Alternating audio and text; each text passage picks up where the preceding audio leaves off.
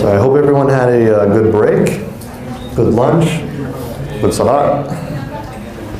Can anyone hear me? Hear me clearly?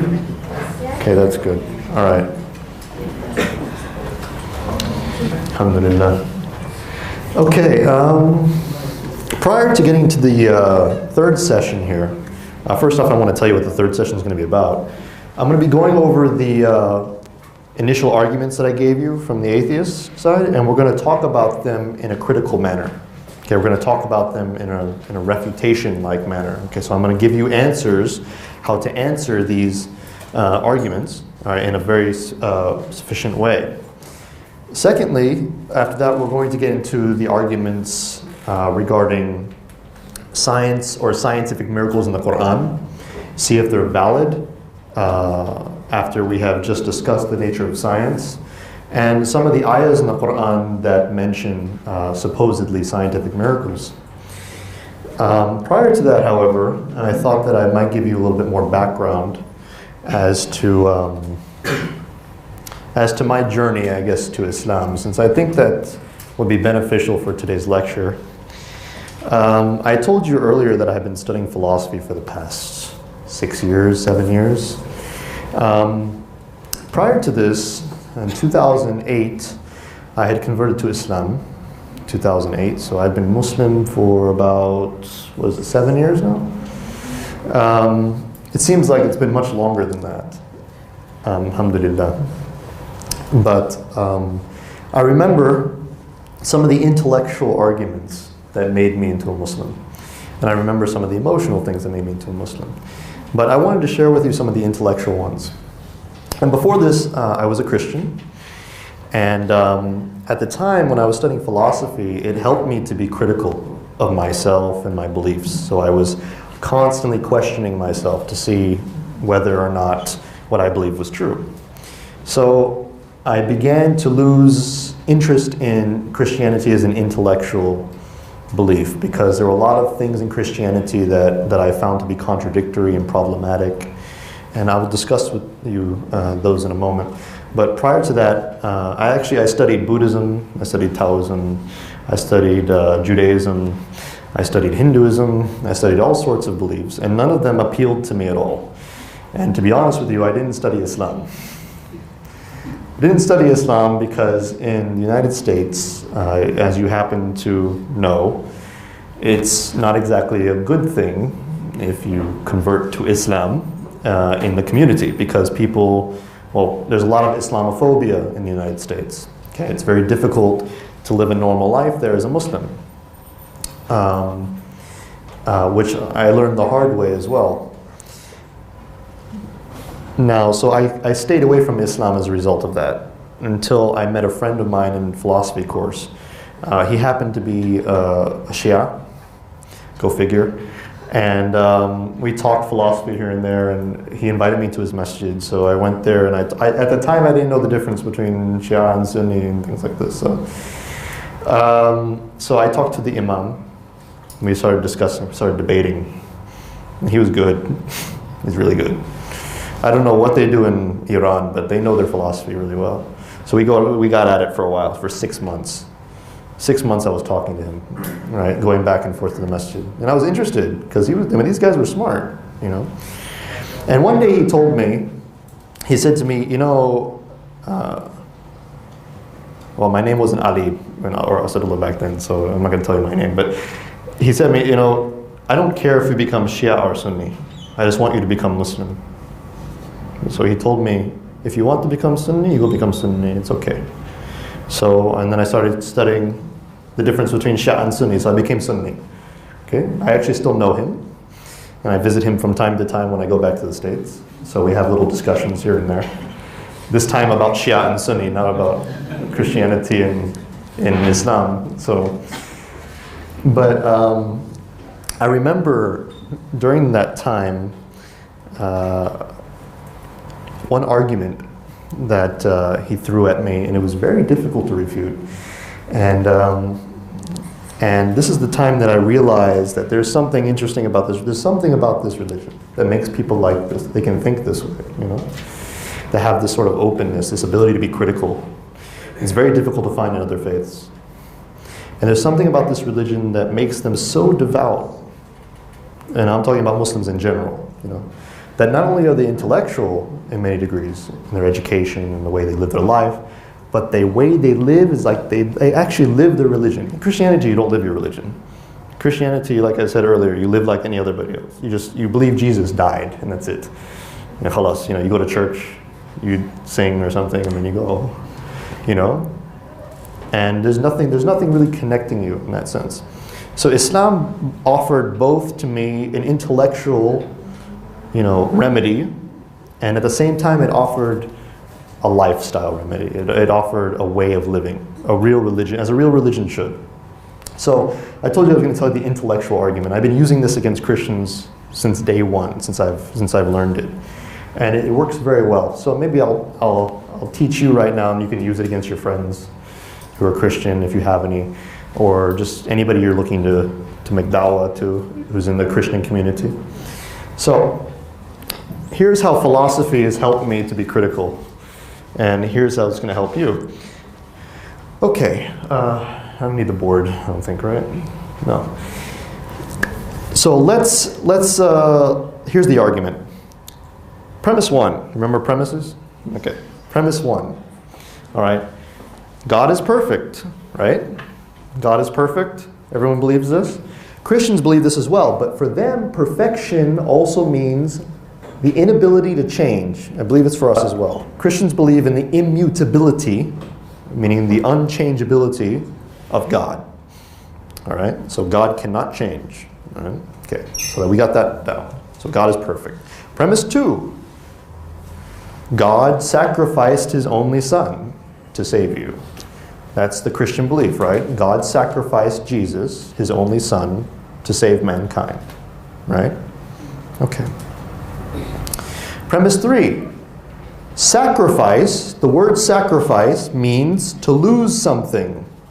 Uh-oh. You see where I'm going? Okay. So what happens when you lose something? You don't get it back. Well, you don't. It's not about not getting it back, but something. What happens? What happens when you lose something? Look at the first premise. What was the first premise? What does perfection mean? Complete change. Doesn't change, right? So when you lose something, what happens?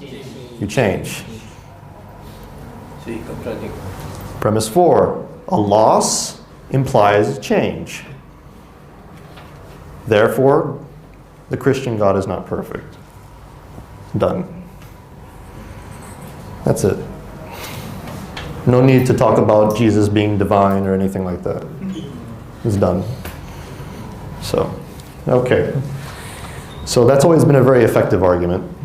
I've never seen any Christians object to it in a very good way. So, I missed it. you missed it? Too bad. So, now that we've discussed that argument, should we move on, or should I continue talking about my conversion story? Go ahead. Woo. All right. So, okay, so I'll continue for a little longer than that. I eventually became convinced of Islam, but I didn't convert until 6 months after that. And the reason why is because I was scared. I was terrified. Because when you convert to Islam in the United States, something happens to you. You are seen as enemy number one by just about everyone, even the Muslims. So they question, like, is he with us, or is he like the CIA or something? They do that. I'm serious. And then you go in the masjid, and it's like, there's a white guy. No, but there is actually a lot of racism, unfortunately, in the United States. It's funny, especially with marriage, a lot of the convert brothers, they like to joke, they go to the masjid when they convert, and all the brothers are hugging them, like, alhamdulillah, mashallah, you've converted, you're welcome to my house, I feed you, you can be like my son, can I marry your daughter? She will never marry a guri.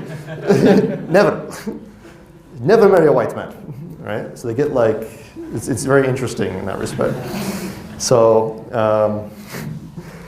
on one hand, but there's positive experiences too, don't get me wrong.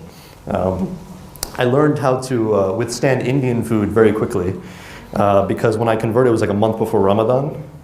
So when in Ramadan, you know, when you're fasting, you have iftar, you have to eat what's in front of you. You can't like be like, okay, can we order McDonald's or something? No. You know, so you're at the masjid and they give you the food. So it's my first time eating spicy Indian food.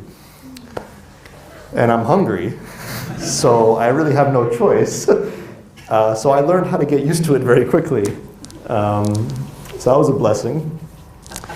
But I remember my experience in a more serious manner. I remember my experience, 3 years I was in the United States as a convert.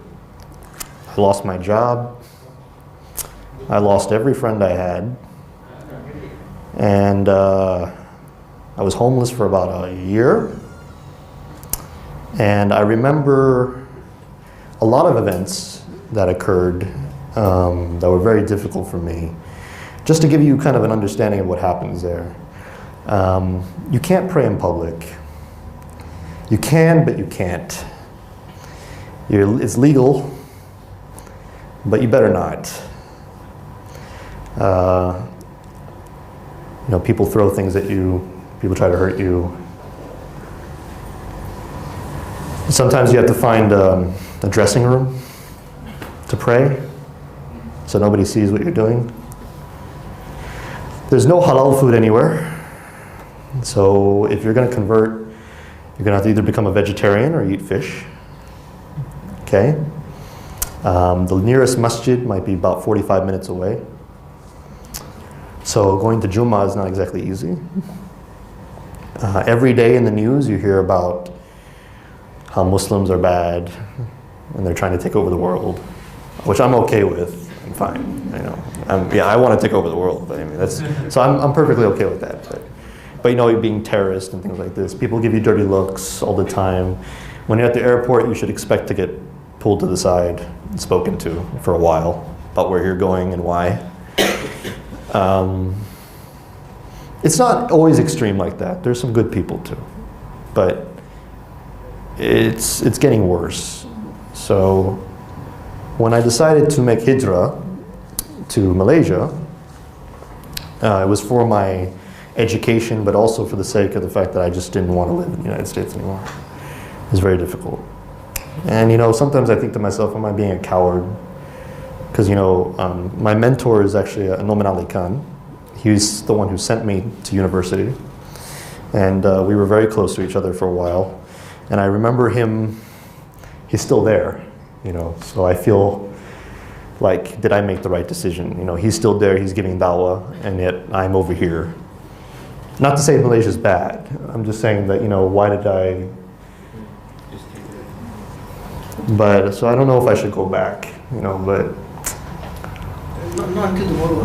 Not until tomorrow, that's true. No, so. But, you know, it's not easy, and you know, but Muslims sometimes they have good experiences too. It depends on where you are. You know, I happen to live in a very volatile, very hostile area, you know, so it wasn't easy. And you know, every day, like I said, you hear about how evil you are, you know, and it's a difficult situation to be in. So when I came to Malaysia the first time, I remember the first thing I did actually. When I came to the airport, I saw the Burger King.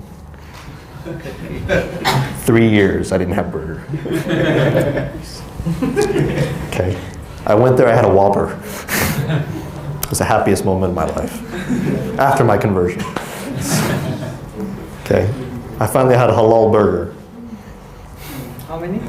3 years. No, how many was it? Don't tell, it's okay.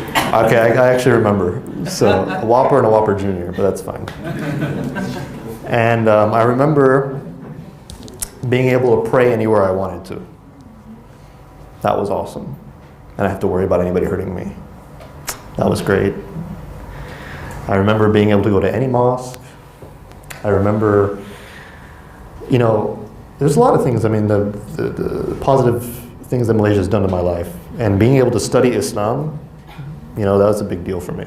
So even though I didn't study traditional, I studied like Islamic philosophy and things, but even that was still something that I value to this day.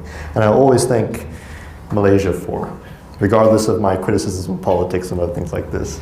But I always thank the people, and I always thank the institutions, and I always thank the fact that they gave me a place to come when I had nowhere else to go. And I thank Malaysia for being here.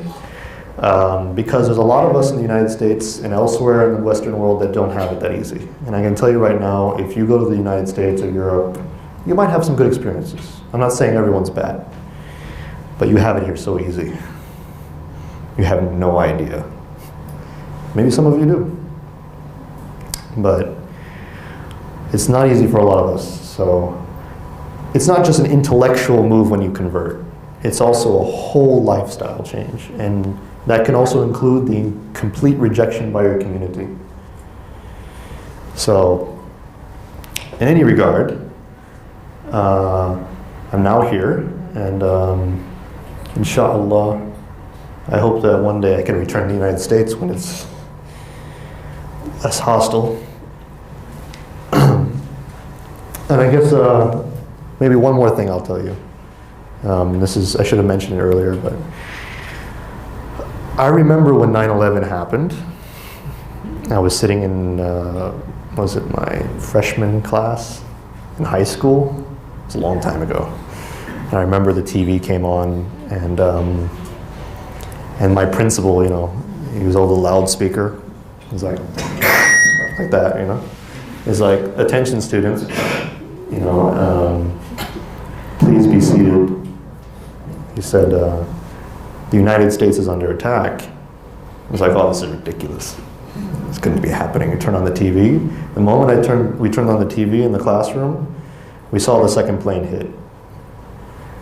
And we saw the people jumping out of the buildings to their deaths. It was a very traumatic experience. And so you're probably wondering, after seeing that, why did I even bother with Islam? Why did I even try? The thing is, I think the best way to explain it, and I mentioned it kind of earlier before, is that we had to meet a Muslim, to get rid of the prejudice, to get rid of that hatred. We need to meet a Muslim. And I think the best form of da'wah, to be honest with you, is not this. The best form of da'wah is to have good manners, good etiquettes, to show people what it really is like to be a Muslim. Because had that not been the case, even though my friend was Shia, if he wouldn't have been kind, and if he would have just been like, you're a kafir, I'm not going to talk to you, then I would have never bothered to go to his masjid. And I would never convert, I would never be here. So, that's all I want to say on a personal note. So let's get back to the brain drain.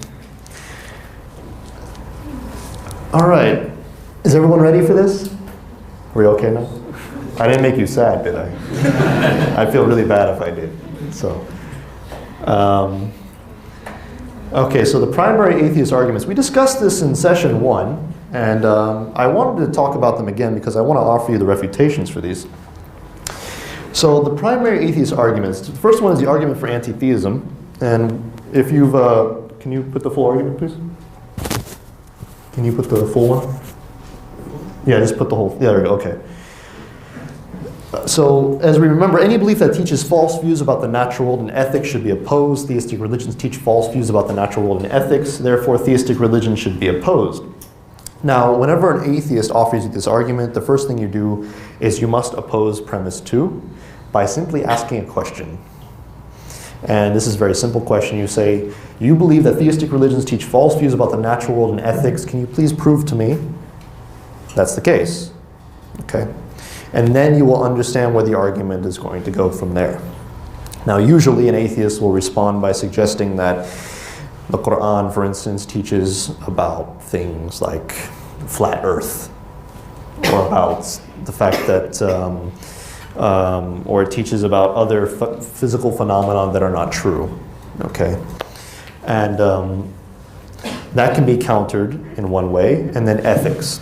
But let's get to the first one. So I told you I was going to discuss the Quran and science. Okay. After understanding the nature of science, I'm going to ask you a question now. I know some of you are tired, but I'm going to ask you a question.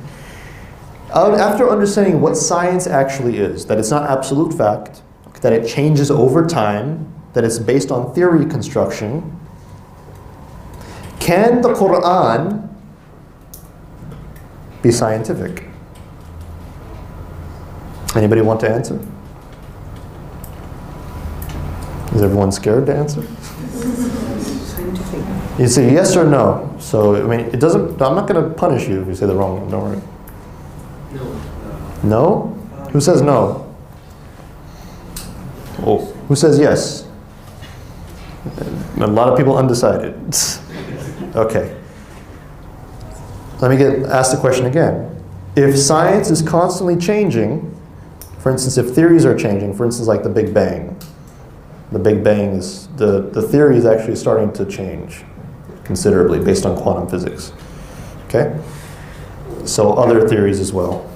If they are constantly changing and science is constantly changing, can the Quran, based on the definition of science, be scientific? No. Why? Because it doesn't change. I still think that's possible because if there are scientific facts, not theories, not hypotheses, like for example, the shape of Earth you already know, it will not change. That is true. Observable fact. We call that empirical fact. So let's say that there are obvious observations in the Quran. Does that necessarily make it scientific? For instance, if the Quran mentions trees, would I say that's a scientific miracle? Alhamdulillah. No, of course not. Let's look at mountains being pegs. Okay. Right? Use mic, please. Mountain. How do you? Oh, we're doing a back and forth? Let's go. Go. Okay, you first. I'm ready. Huh? For example, Quran says mountains. Quran mentions mountains as having functions as pegs. And geologists confirm that that's the case. Mountains has a function, and they work as a pegs for our tectonic plates movements and so on. Okay. So, if this is a known fact, coincidentally, it's also mentioned in the Quran. Allah mentions it. How can it be unscientific? Because the point is that scientific, remember the definition of science is what? Falsifiable. No, that's false. I mentioned falsifiability is actually an older concept. Science is based on what? Theory selection. Right? Also, that's what we consider normal science. So we have also experimentation, etc. Based on what though? Based on the theory's construction, based on the theory's interpretations of the data in question, right? So, but what about observable fact, just direct observable fact? Okay, so let's go to your mountains example. The Quran does say that the mountains stabilize the earth, correct? Now, is this informing us of contemporary geological fact regarding the theory of how it interprets, or is it talking about a common sense observation? What if I were to tell you it's talking about a common sense observation? Would it be possible? Possible. It's possible. Has anybody ever been in an earthquake? Yes. You have? Yes. Very bad, isn't it? Yes. It's terrible. Yes. Even actually in Saudi Arabia, there are earthquakes. They occur on a very small scale, but they do occur. Now, are there mountains around the Middle East, basically? Are there any mountains? Yes, various mountains, right? Because there are fault lines, correct? Do some of the people live on the mountains? Have some people lived on mountains before this? Yes.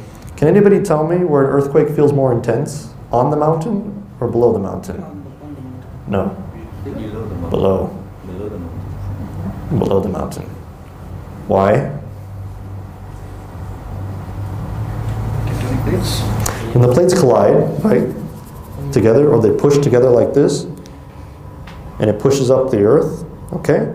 The more earth that pushes up, the more compact, stronger it gets, okay? So you know when you have a lot of material coming in at once, it's very difficult to keep pushing, you know, because of the pressure, right? So it gets more stable and slower, okay?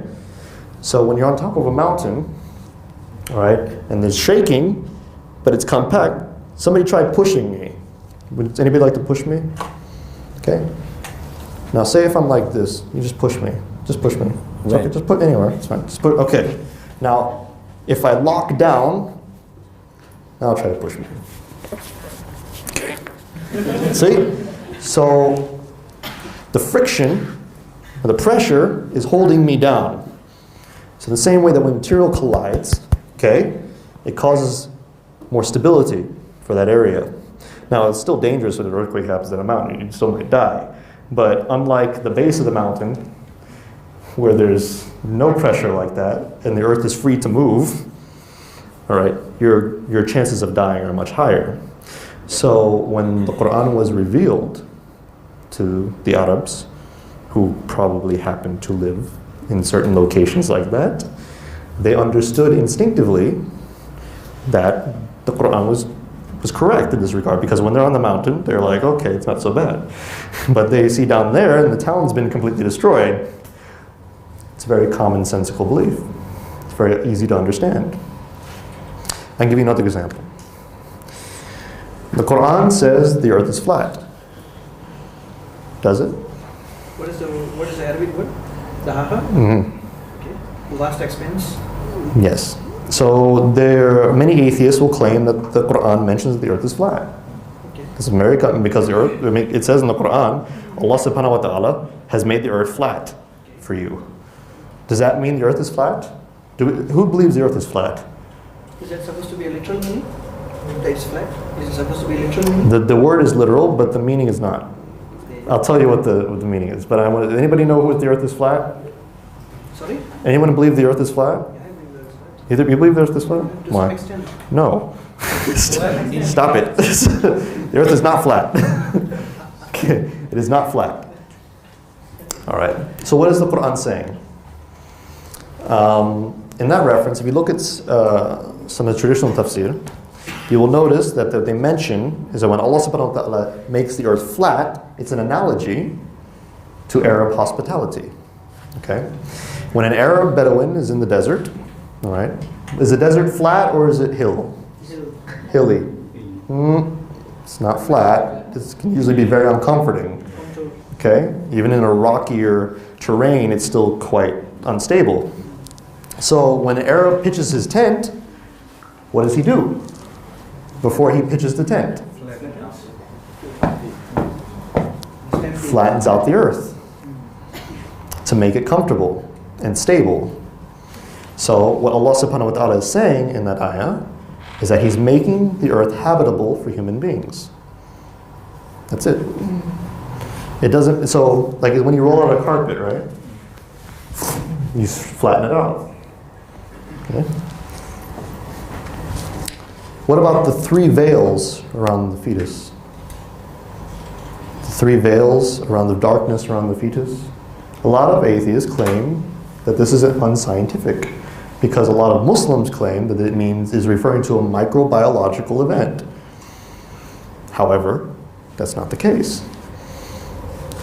Even at the naked eye, during the fetus, certain stages of development, you can see the birthing sac and the various veils that the baby goes through during its development stage. This is also known by the Greeks. Galen was a little bit off on it, but he was kind of close in describing what it was.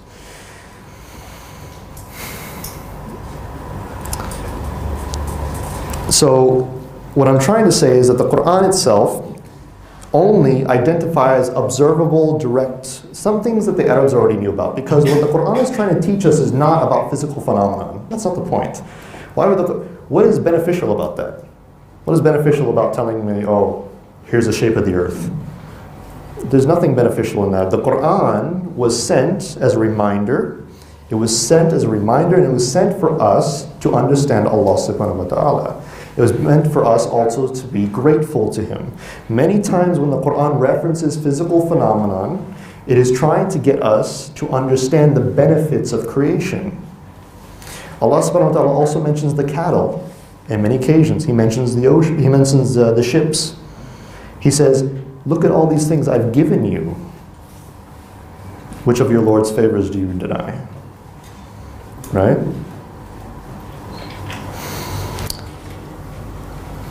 I'll give you another reason, actually 2 evidences, that the Quran is not talking about scientific miracles.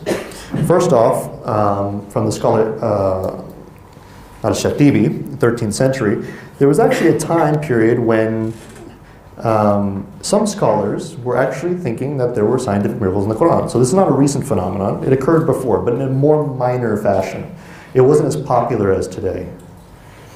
And he argued against them by saying, you're trying to tell me that your scientific theories have been predicted in the Quran when the Arabs, the companions of the Prophet ﷺ, and the Prophet himself didn't know about this? You're trying to tell me when the ayahs were revealed to them, they had no clue what was being said? Because they wouldn't have understood what you're saying. The information that we have now would have never been understood by the Prophet ﷺ and his companions. They would have, if you were like plate tectonics, they would have been like, what is... What if he answers you that Quran is supposed to be a miracle of time, of all time? Okay. And it fulfills the purpose for the people of that time. And today the knowledge has developed, and even then the meanings of Quran can derive and can be up to date with the latest. Yeah, can Quran has multiple layers of meaning? It has multiple layers of meaning, which has already been admitted by the ulama themselves. However, that's a very dangerous course to take when you're talking about changing meanings over time. The Quran does not change meanings over time. Have more than one meaning. It does have One interpretation. the Quran, multiple ayahs have, or basically all of them have very different meanings. However, they don't change over time. They don't change. The Quran is static, meaning that it is a living document, but in the sense that it speaks to us in our time period based on the situations and based on the context of those ayahs were revealed in. So basically we understand our lives in context of how the Prophet ﷺ and his companions lived and how the Quran was directed to them. And then we try to apply that to our daily situation. However, to suggest the Quran changes over time based on our arbitrary and subjective understanding is to suggest that the Quran doesn't actually have a set meaning. That is problematic. And I think it's a very dangerous path to go on. And I'm not saying that and I'm not trying to be rude when I say that, but what I'm trying to say is that we cannot make the Quran unlimited in interpretation based on the time in which it's revealed, or in which it's been read in. Okay, that's very, very, very problematic. And there's actually no dalil for that at all. When the ulama have referred to the Quran as a living document, they refer to it as the impact, its influence upon humankind throughout the centuries, not its scientific or factual information. It has nothing to do with, the Quran was not sent for that purpose. And the other evidence I want to give you is this, and I mentioned it earlier in a private discussion. Does anybody here know about the Islamic Golden Age? When science flourished in the Muslim world? Okay. Now ask yourself a question. If the Big Bang, if plate tectonics, if all these things were revealed in the Quran during that time, first off, why didn't the Arabs find out? Why didn't the Muslims figure it out by that time? And secondly, why did they even bother to research these things if they're already answered in the Quran? What would be the point?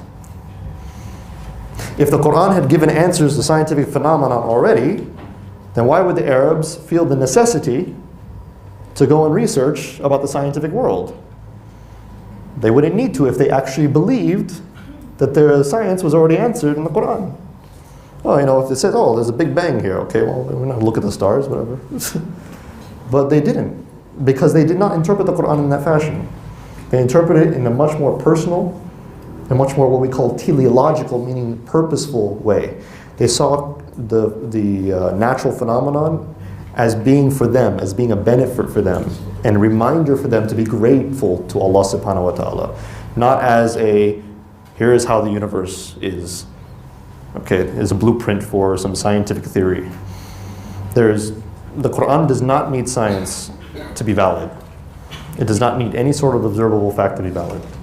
Now, does the Quran talk about observable facts? Yes, like I just mentioned, but in a very vague way, in a way that, you know, we can't put too much interpretation into it. Okay. So, in that way, I would say that would be the best way to oppose this sort of view regarding how the Quran somehow gets things wrong about the natural world. Likewise, I want to mention that this interpretation of the Quran as having scientific miracles is very recent in popularity, and it has been influenced by what? Scientism. Very much influenced by scientism. Because people have been taking science as absolute fact, and they assume that because science is absolute fact, it must be in the Quran.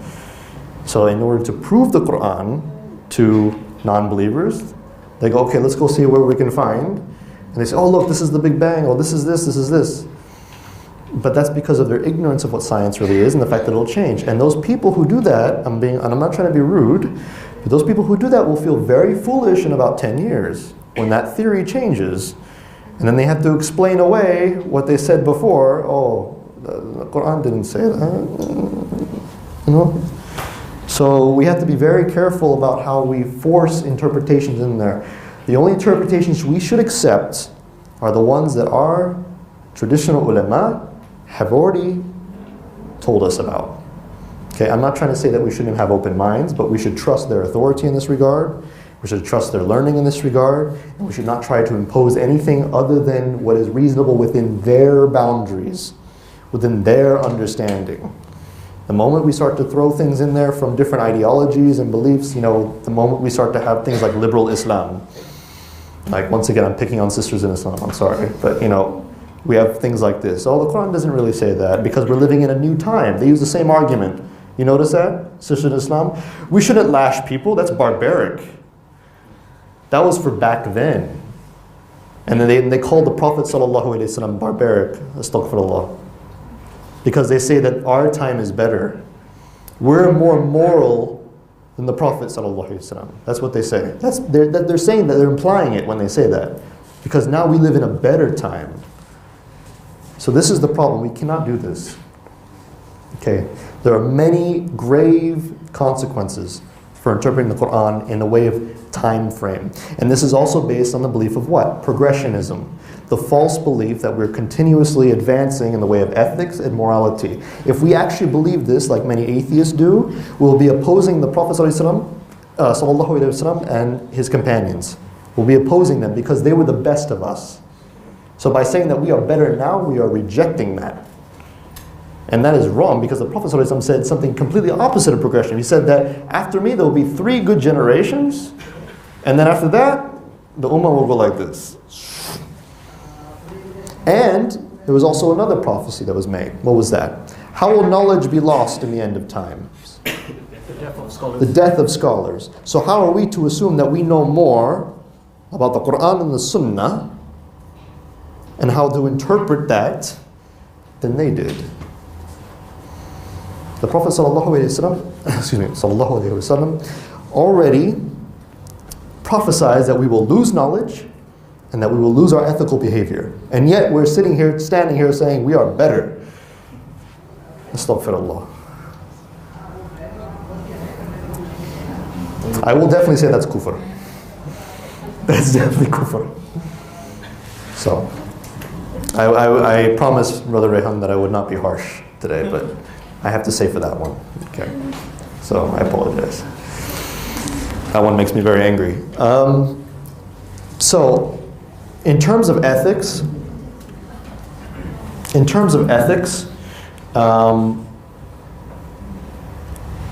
atheists usually typically say that Islam, for instance, or Christianity are barbaric because of the punishments. All right?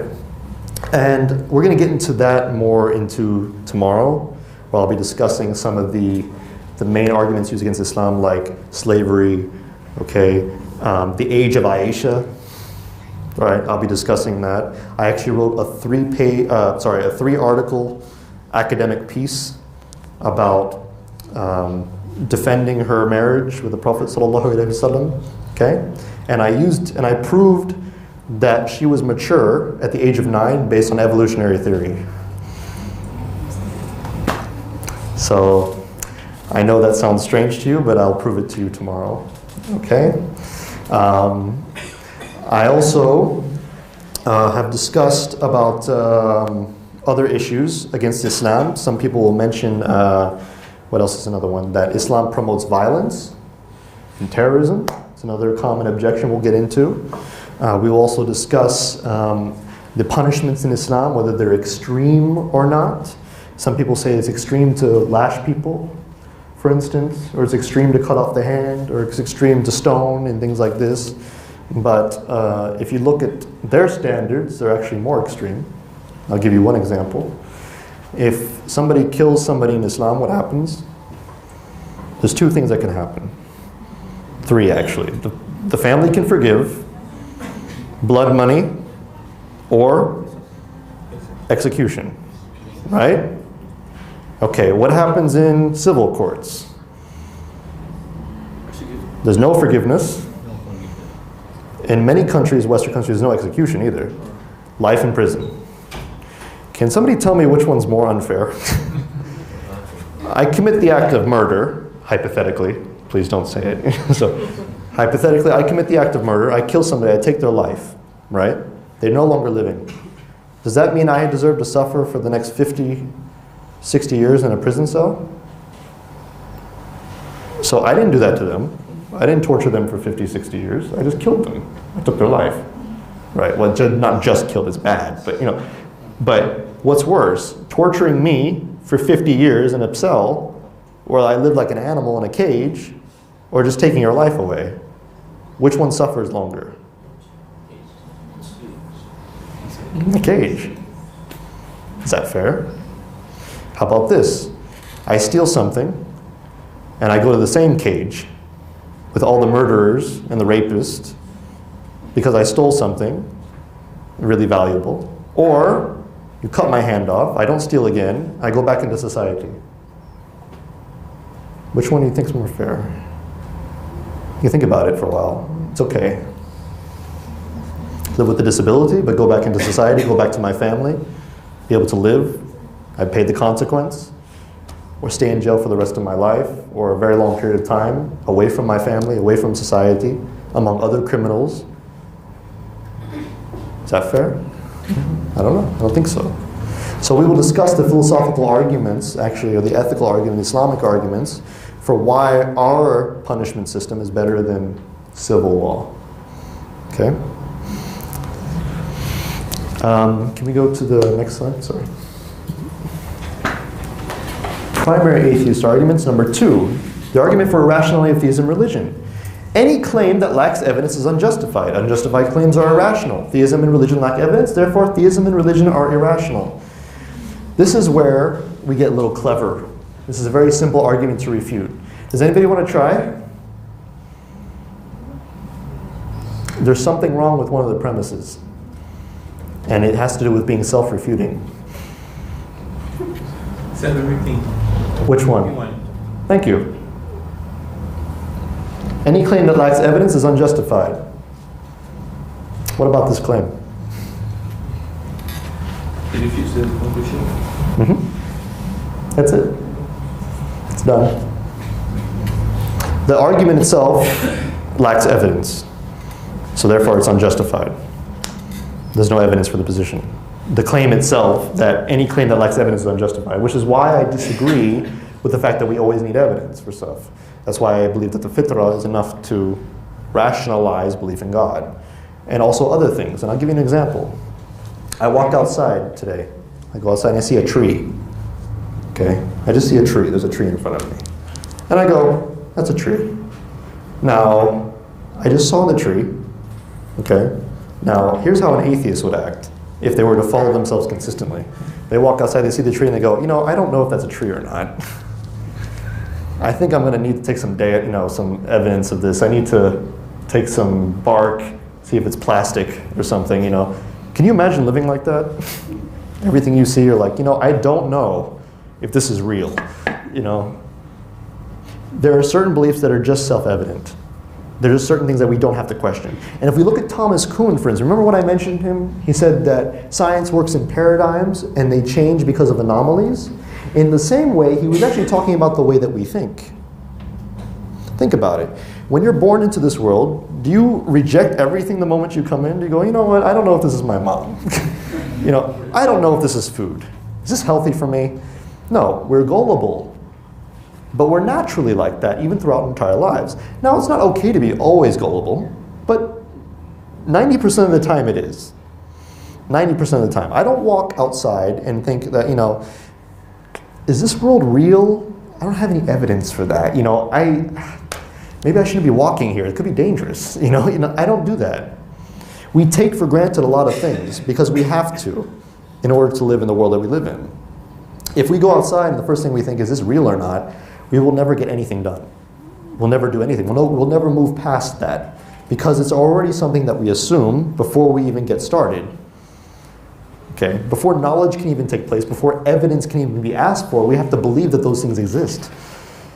So we can't always be questioning everything.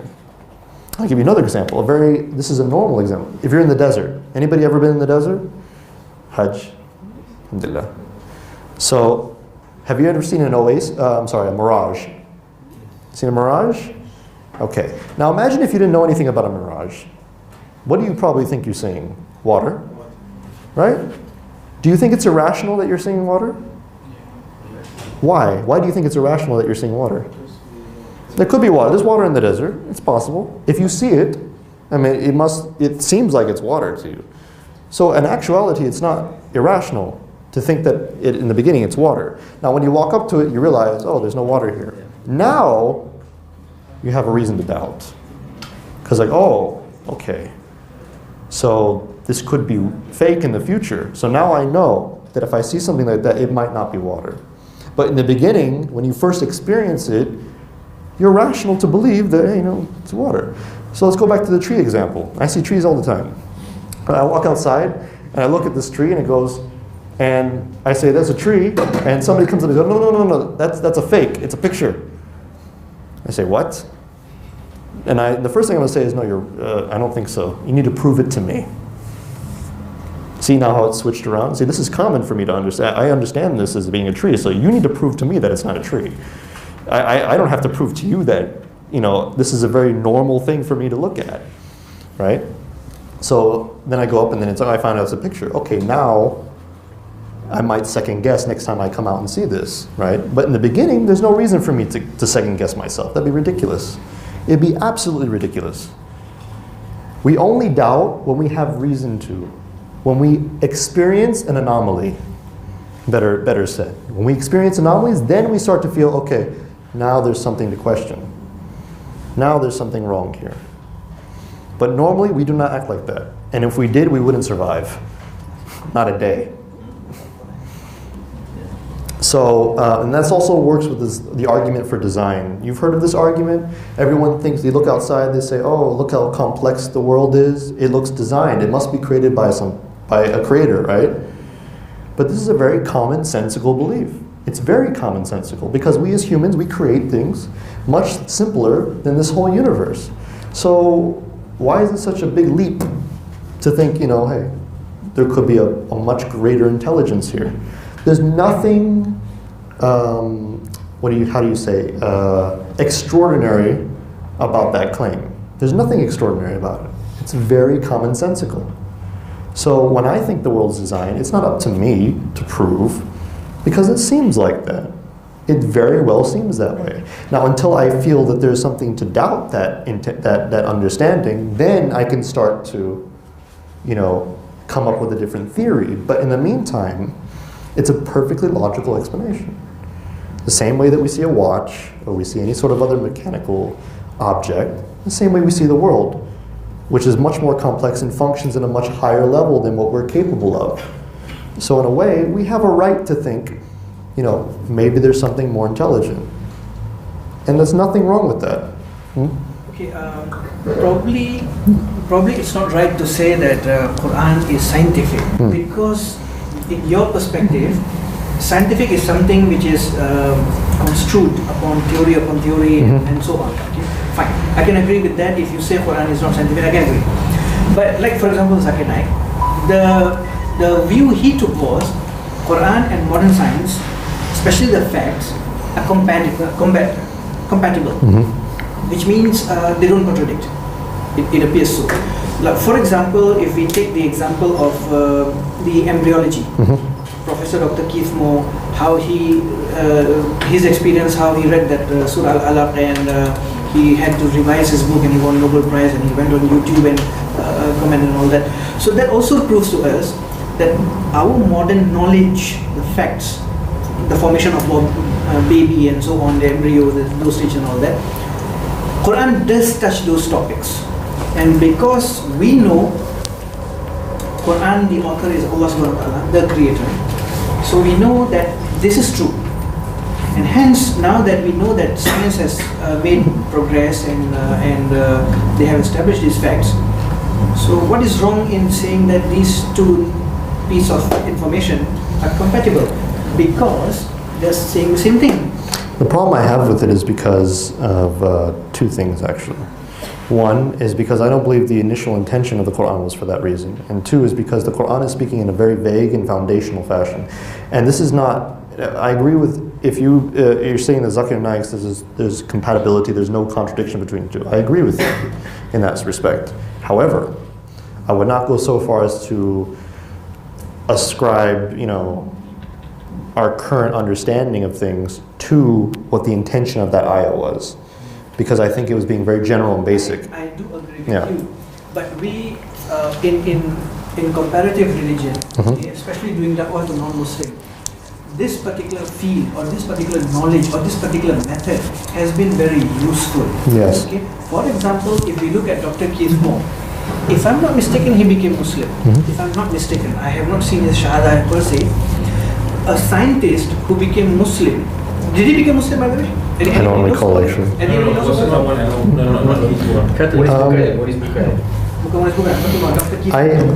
But I want to mention that you said that it's very useful, right? I agree that it can be useful, but it can also be detrimental. And I'll give you an example, a very big example. In the United States, there is a group called, I'm mentioning them by name, not to, the organization by name, not to belittle them, but to show you the problem. Okay, they're called Gain Peace. They do a lot of work. Sorry? Gain Peace, and what they do is that this is their main form of da'wah.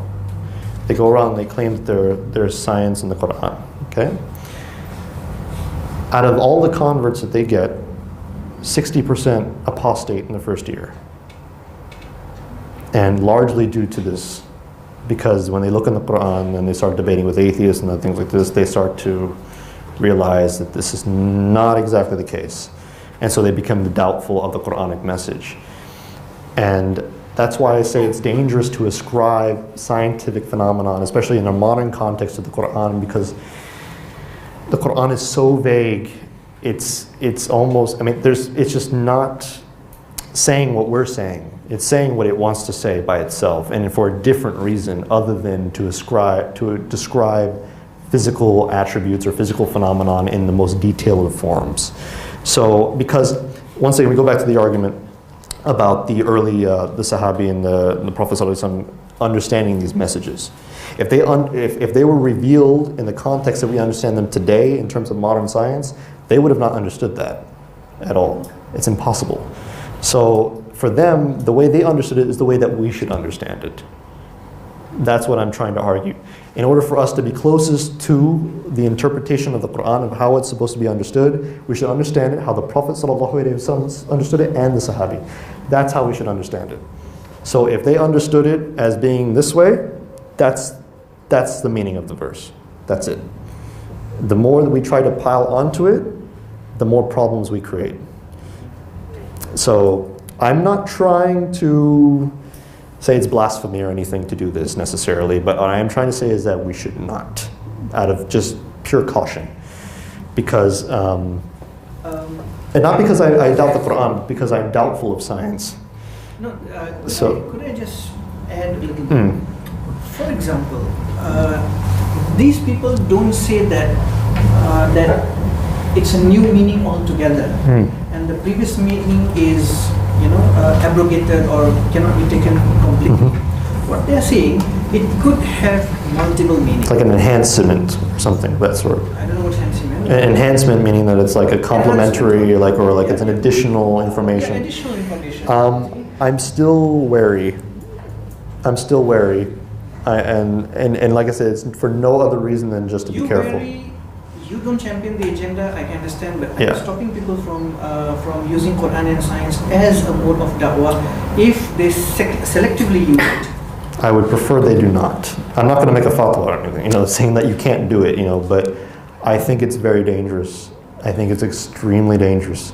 I think it should be straight. You should stray away from it as much as you possibly can. I just don't think it's beneficial. And I have read one tafsir, if I'm not mistaken, by Ibn Taymiyyah. It was a verse about Earth rotating, and it's like someone tying his sarban.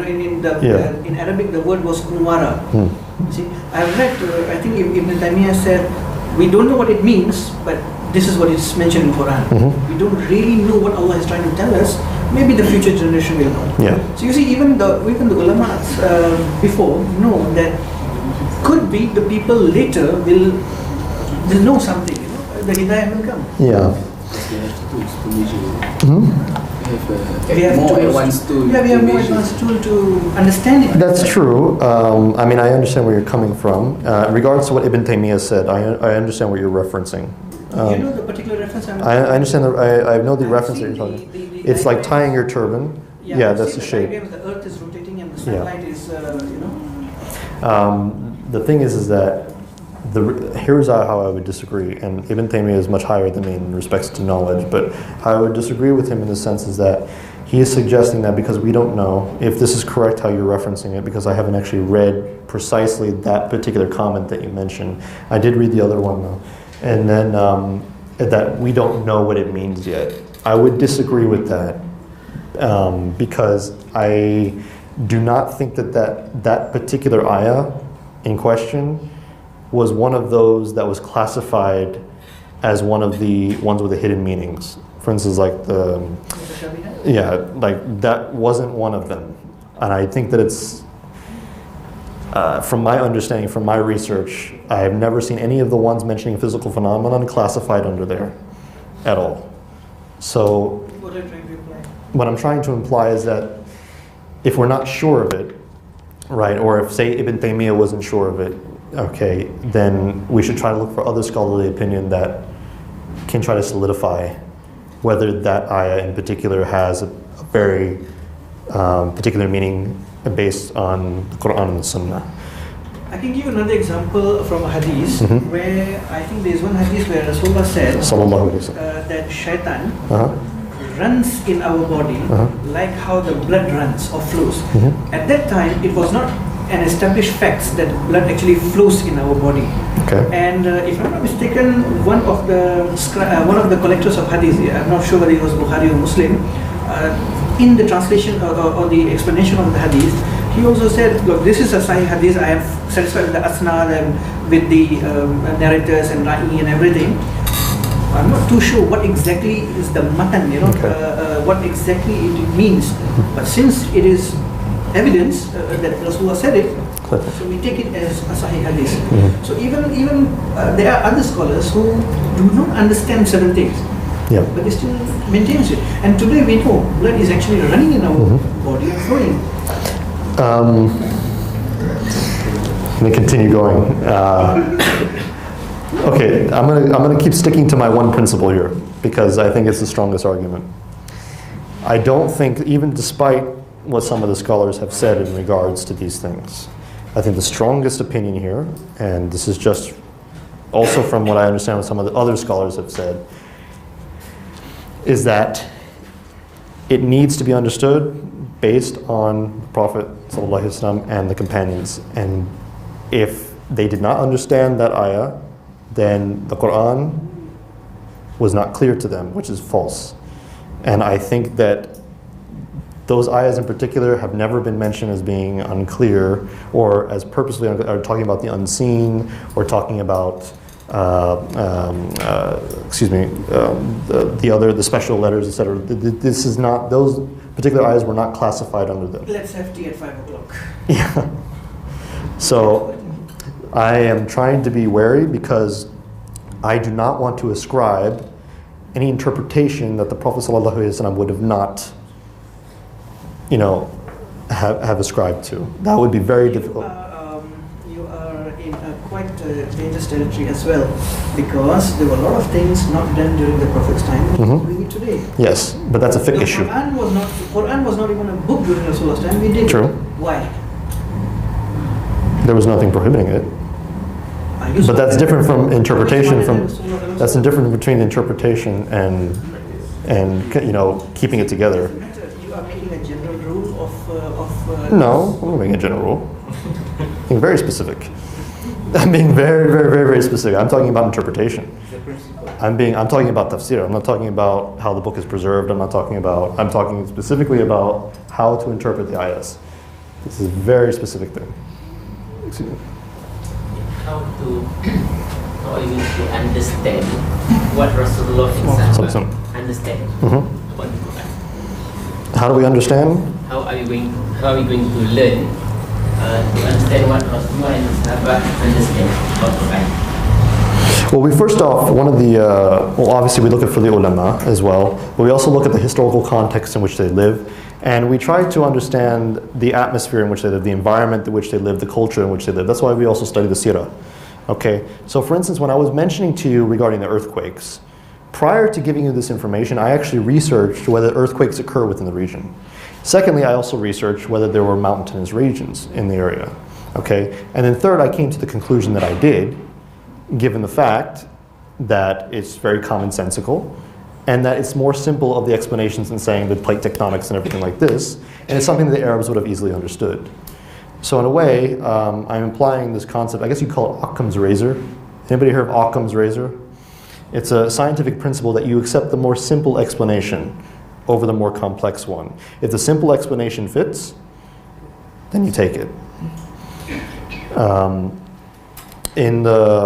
In regards to the Quran, actually one of the main principles that many have suggested is that prior to looking into the internal meanings, you take the face meaning, the face value meaning first, right? And before you go into what it could mean otherwise.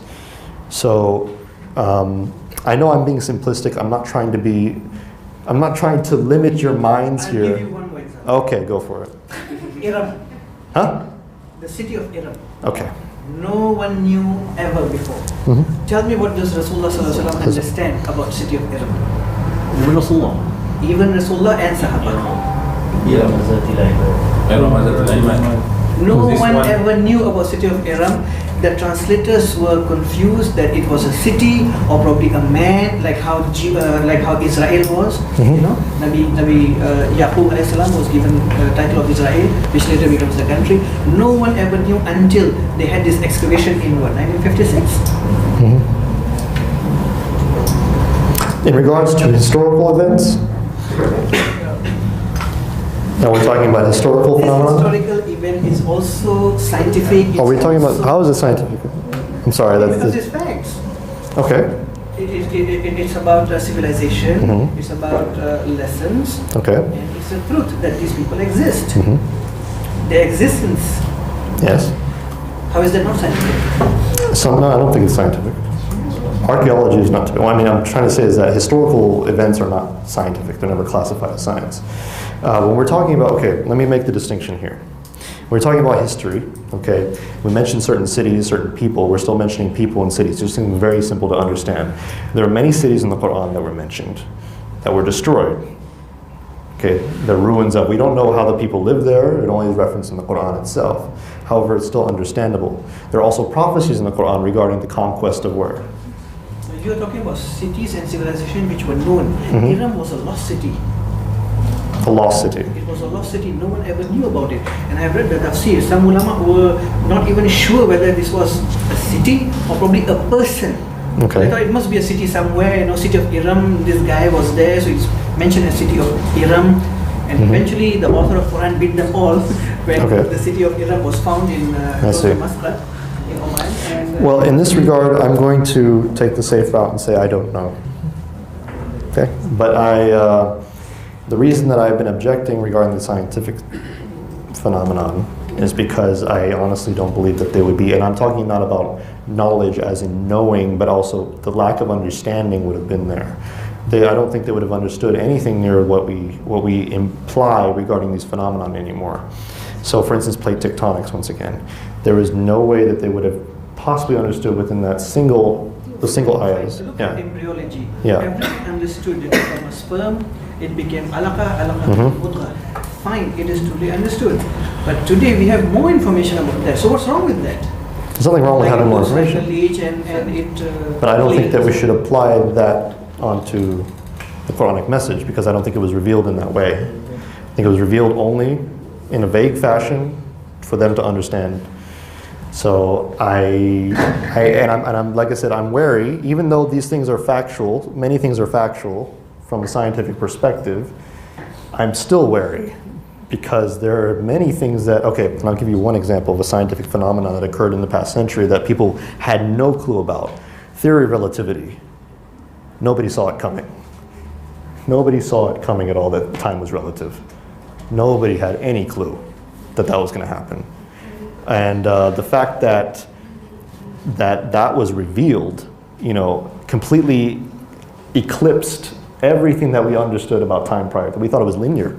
For that, now we know it curves, and it depends on where you are, and and the type of atmosphere you are in the universe, and it can change. And now quantum physics is even suggesting that different dimensions can change the whole content of time, and that time itself might actually be a physical property. I mean, this is, we're getting to a point now where our whole understanding completely changes, and I'm concerned that it will do it again. And I don't want to put that burden onto the revelation when it doesn't need to be there. The Quran never needed it before, and it doesn't need it now. That's what I'm trying to say. The Quran was fine by itself. It was valid by itself. It proved itself without without need for science, and it can still do it. And I don't think that we should try to move in that direction. Play it safe. Yeah, I mean, we're playing it safe because, like I said, I'm trying to have a really balanced position here. I'm trying to say at one point that it's not wrong, but at the same time, I would, you kind of don't put your foot, it's okay to put your feet in the water, but if there's a shark there, there's only a few more times before it bites you. So all I'm trying to say is dangerous. That's it. So I will not object if you wish to continue doing it. However, I would suggest, as a brother, just be extremely careful. Be extremely careful. Okay. Oh, yes? Just like you said, we should understand Quran as what Sahabat understand the Quran. What about the ayat Washamsu tajri li mustaqarrin laha? The meaning is, and the sun rises on its fixed course for a term. Okay. What do you think the companion understand about this ayat? As a relative movement. It was understood relatively from the perspective of the individual. So they saw the sun moving. So we also say it today in English. The sun rises and falls. But we don't mean that. We don't mean that it literally goes up and down. We just say it because we can't, do you want to say the sun rises, or do you want to say, hey, the earth is turning on its axis? Here we go. Okay, it's that time now. No, I mean... Yeah, but the verse says the sun, the moon, and the earth, yes, Bahun, they're swimming in its orbit. Yeah. All three. Okay. How does Sahabat understand? Do you want me to go into this? Okay. All right, the ancient Greeks, okay, and I will also mention why the Arabs probably already knew the earth was round prior. The ancient Greeks already understood the earth to be round, much, much earlier than any other civilization. Plato. Everyone else understood the earth flat concept is actually a myth. Very few civilizations actually believed the earth was flat. Most civilizations believed it was round. And the reason why was from basic observation. And what they would usually do is they would go to a high point, okay, like a mountain, and during the nighttime, if it's clear outside, you can actually see the curvature of the earth. Okay, it's very simple. You can also look up and you see the stars, you see the planets, they also have a shape. So they insisted and implied from that the earth must be likewise round. They also noticed throughout the seasons that the stars changed positions, even though they were standing in the same place. So they assumed from that the earth was also not stationary, or that the planets themselves were moving Okay, then the eclipses occurred and other such things. So they did have a notion that there was motion occurring within the planetary system, with the planetary objects, the celestial objects as they call them.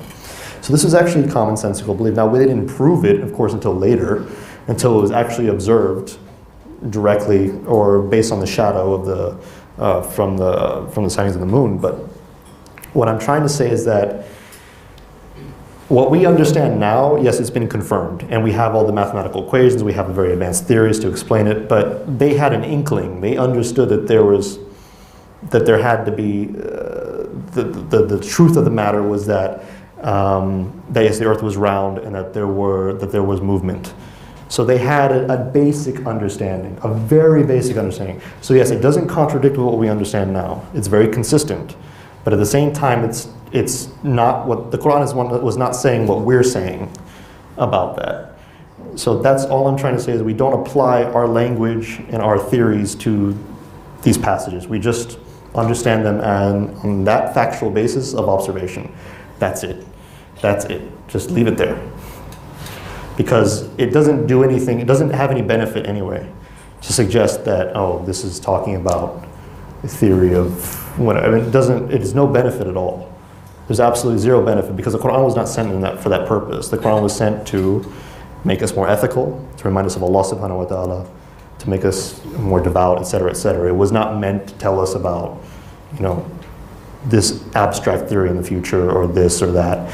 So, and the companions and the Prophet ﷺ were not motivated because of these things. They were motivated because of the purpose for these things, the reason for their existence. So that's what I'm trying to say, is that we should interpret it from that understanding, because when the Prophet ﷺ recited these ayahs and the companions heard them, they were reflecting on them in a way that was beneficial for their souls. They were reflecting on them in a way that, oh, Allah has given me so much. Allah has done so much for me. Allah is so powerful. Allah is so intelligent. So they were reflecting on His attributes. They were reflecting on His attributes. And they're reflecting on the purpose of that creation. So they weren't thinking, oh, the symmetry of the earth is so nice. Or, oh, I didn't know that before. That's awesome. If you look at the seerah, they didn't talk about physical phenomenon in this way at all, in any scientific or sort of, very blunt or cold fashion. They only talked about things in a very poetic, very purposeful, teleological manner. Okay, so I'm still going to stick to my guns, that I'm not going to move. And I'm not trying to be stubborn, I'm trying to be careful.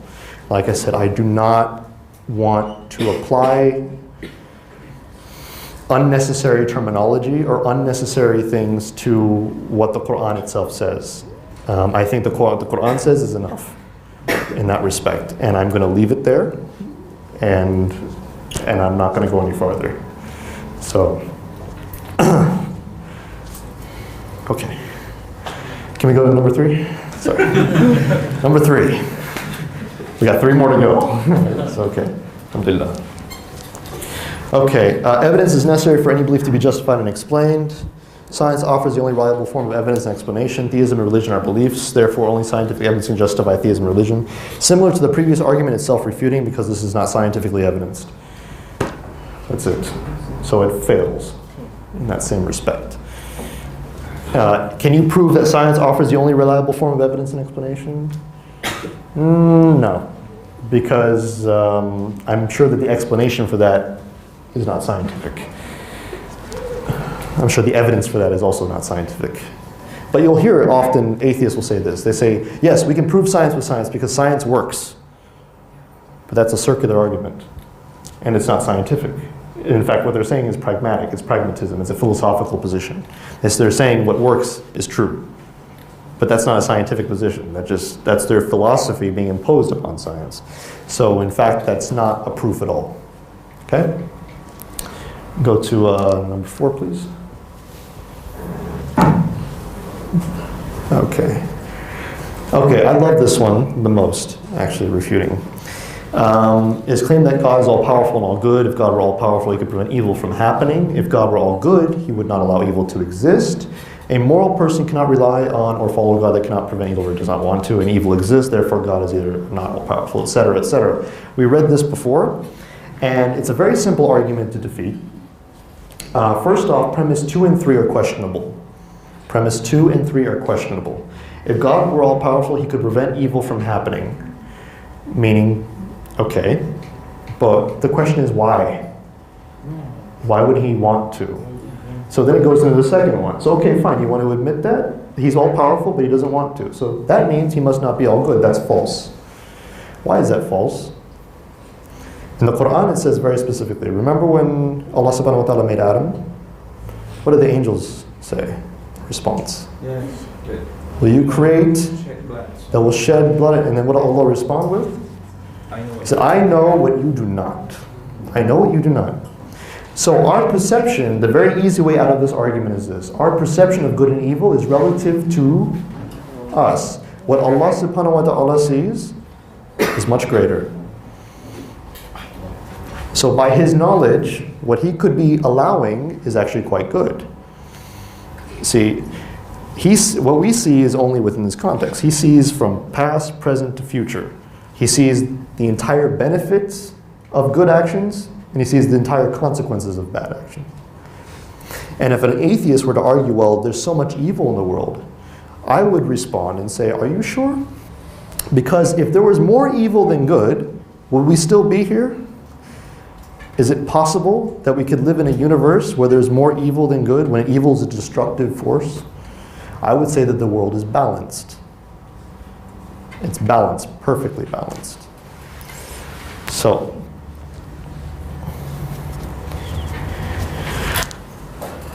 in the suggestion that God is neither all-powerful or all-good, thus mankind should be apatheistic or should not care for his existence, is also false. It's also what we call a non sequitur. Non sequitur in philosophy means does not follow. It does not follow that we should not care just because he may be these things, which is not true anyway. Okay, there could be many reasons to care why God exists. It's a very arbitrary thing to say that. So, one more, okay.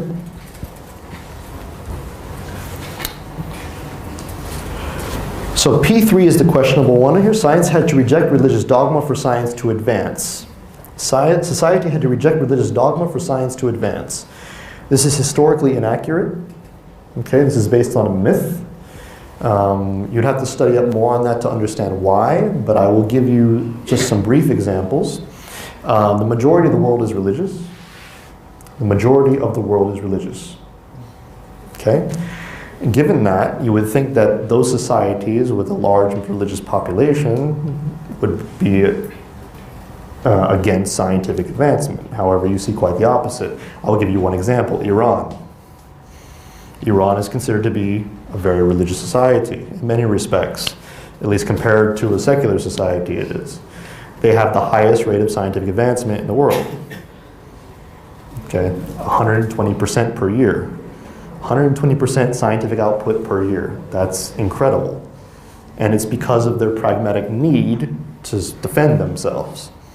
All right, so there are multiple factors that may impede or promote scientific advancement. It's not always religious, and it's not always religious people. In fact, there have been a lot of atheists who have done the exact same thing when it suits them politically or it suits them financially. So this is a very simple argument, and it's something that can be proven with just a few examples. Most atheists just say this without actually giving any evidence. They usually just, it's just something they read in the books, and then they repeat the same thing over and over again. One more. The argument for secularism. This is one that's very important as well. Religion predominantly causes violence and sectarianism. We've already discussed this earlier, and I gave you some examples as to why this wasn't true. If you'd like, we can go into this further, but religion in and of itself cannot cause anything. Human beings tend to do this. Human beings are the cause for mostly everything in this world. We have will, we have free will, we decide what we want to do. And in fact, I can prove this using current statistics on terrorism. And I love to get into this argument. Actually, I love this argument because when I see the face on the atheists after I deal with them, it's very nice.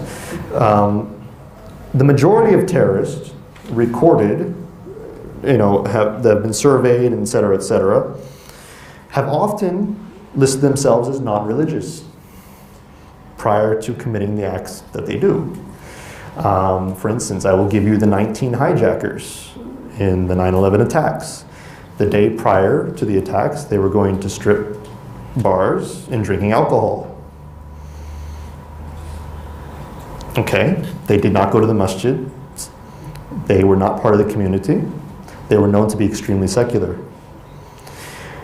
There was a recent study done about ISIS. This is actually quite funny. You're going to laugh about this, but the majority of members from the Western societies joining ISIS, they found out what their main purchases were before they went overseas. And they found that the number one book that they purchased before they go overseas is Islam for Dummies. I'm not kidding you. The number one book that is sold to ISIS members before they join ISIS is Islam for Dummies. And most of them come from secular education, secular institutions. They have very little religious background. They know very little about their faith. And they go over there because, usually for political reasons, because of the prejudice they face in society, et cetera, and they try to validate it through religious justification. But most of the terrorists that have been caught or otherwise killed, or otherwise have joined groups like Al-Qaeda or ISIS, have typically been on the lower end of the spectrum of religiosity. I'll give you more evidence. They have found in Western societies that Muslims who study in madrasas or traditional Islamic education are less likely to join terrorist groups. They have also found that a current survey conducted about 2 years ago in the United States was asked among different religious groups in the United States, Christians, atheists, Jews, and Muslims, okay, is it ever justifiable to kill civilians? Is it ever justifiable to kill civilians? Muslims rank the lowest. Muslims in the community in the United States said no, it is never justifiable. They were the majority in the statistic to say this. Christians, Jews, and atheists were reported higher as suggesting that it was okay sometimes to do it, whereas Muslims said no. Okay. There are numerous statistics you look online, and I recommend going to a website. I should have put it up on here. It's called loonwatch.com. I'm going to spell it out to you. L-O-O-N, Loon. I know it's a strange name. You'll find out when you get there why it's called this. L-O-O-N, watch, like watch somebody, okay, or watch.com. It's a news site that tries to go against Islamophobia. They also conduct, or they also gather all the recent terrorism reports and surveys, etc. They found that globally, 98% of Muslims do not commit acts of terrorism or fanaticism. They found in the United States, 94% of Muslims do not commit acts of terrorism or fanaticism.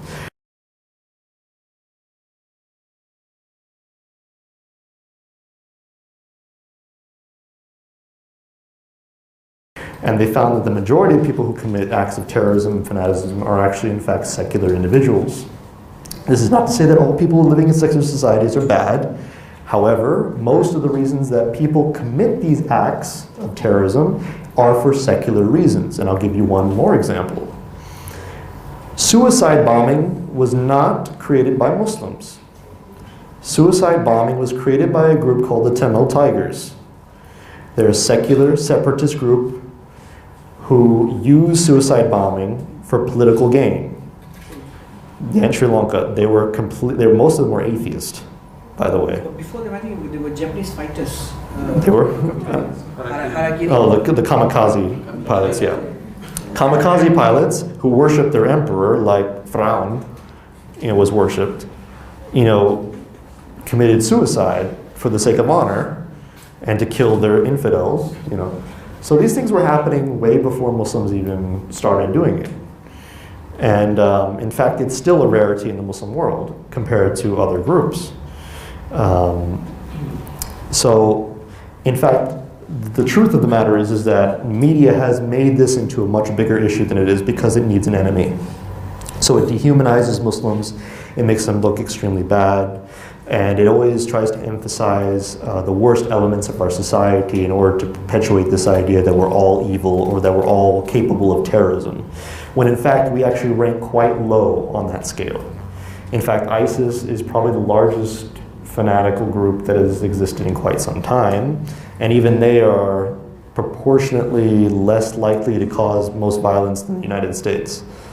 The United States is more capable of killing people than ISIS ever will be.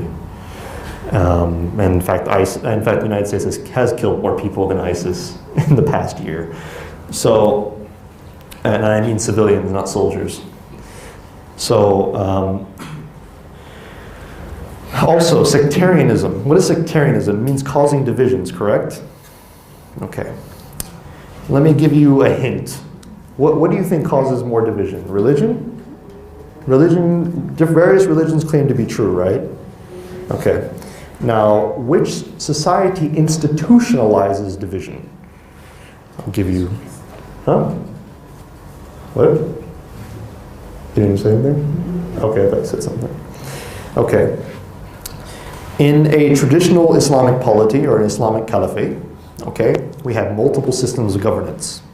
One for the Muslims, several different ones for the non-Muslims. Is this correct? Yes, even criminal courts for different... Jews had one, Christians had their own, even Zoroastrians at one point had their own, etc., etc. The Ottomans exemplified this as well in the millet. So, however, secular societies impose one law on everyone. On everyone. Okay? Despite your beliefs, regardless of your Muslim, Christian, Jew, regardless if you want this or that. They impose the same law on everyone. Some sort of civil law. So which one is more capable of causing problems? A system that allows different laws for different groups, or a system that imposes one legal standard on everyone for the worst offenses? I will say one system, but Sharia. The Sharia. Well, I mean, but so in regards to non-Muslims under a Sharia-run system, typically non-Muslims had much more freedom, not just in terms of how they believe, but in how they practice. And what I mean by practice is applying their religious views in a judicial manner. Whereas in secular societies, we can't even whip people for committing adultery. Yeah, but if you steal 2 ringgit slipper, you get same jail by either with the people who steal 2 ringgit. So that's even more stupid. That's even worse. And you get put in the same cell. You might have stolen like a candy bar, not a candy bar, but something like, 2 ringgit slipper. A 2 ringgit slipper, okay.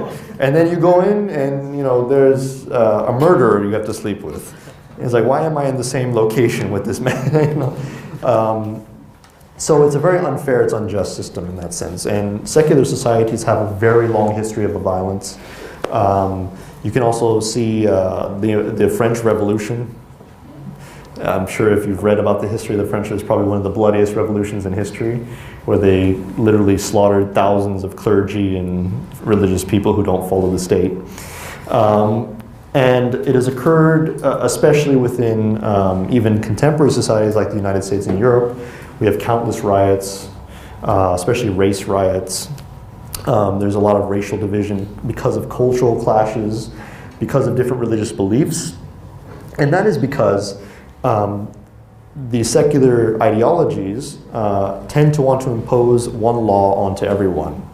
That is the principle, and it's usually humanistic sort of laws. Okay, and they may pay tribute to certain religions, like for instance, here, they may say, well, Islam is a religion of the state, but it doesn't necessarily play out that way, especially if you go to the courts, you'll notice that. So those are some arguments that you can use in response to this. So that was number 6. I believe that's the last one. What time do we have? Okay, lovely. We have 4. So we have about 30 minutes. So I'm going to leave that to the audience then for question and answer sessions. You've asked enough questions.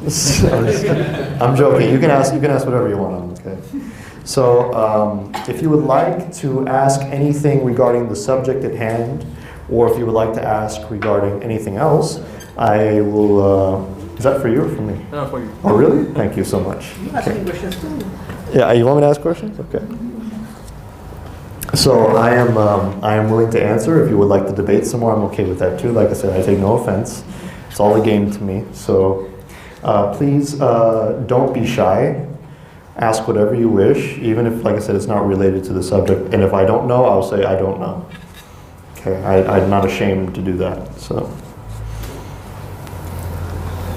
yes, ma'am. See, government has different set of laws, Islamic law and non-Islamic law.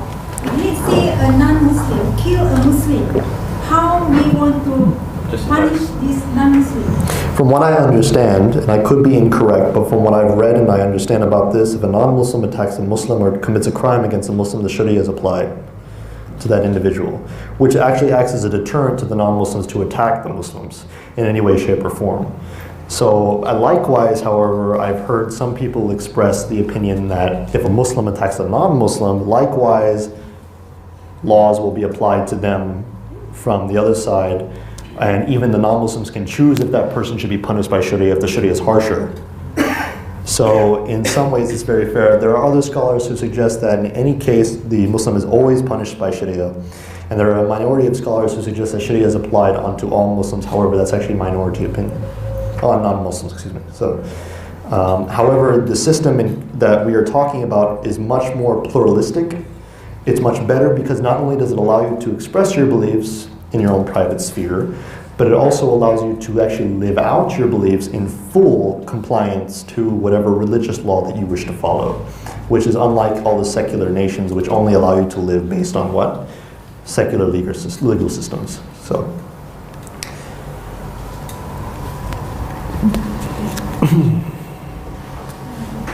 Yes, ma'am. You share that when people use science in Quran, some of the Muslims become doubt of Quran. Can you share what's the argument, the examples of argument? Okay. Actually, in many instances when many Muslims use this argument that there are scientific miracles in the Quran, and they go debate with atheists, the atheists who tend to be more obsessive about scientific phenomenon, they will cite inconsistencies in the Quranic narrative based on a lot of details that are much more different than how the Quran suggests. That's why I said the Quran suggests a very foundational, very basic level of understanding. However, a lot of Muslims come in who use this argument and imply that the whole theory is being expressed there. Whereas then, the atheist responds and says, no, see, look at this. Look at this difference. You see this? This is different. Did the Quran say this? No, it doesn't. I can't think it. So they go on and on and on. So that's why I think it's dangerous in that sense. There's also an ayah in the Quran that says that the earth and the heavens were split apart. So people assume this means the Big Bang. However, most atheists that I have encountered and seen argue with individuals who promote this view have also shown that in the past there were many other religious beliefs or other religions, even pagan views, that had the same view in their own scriptures.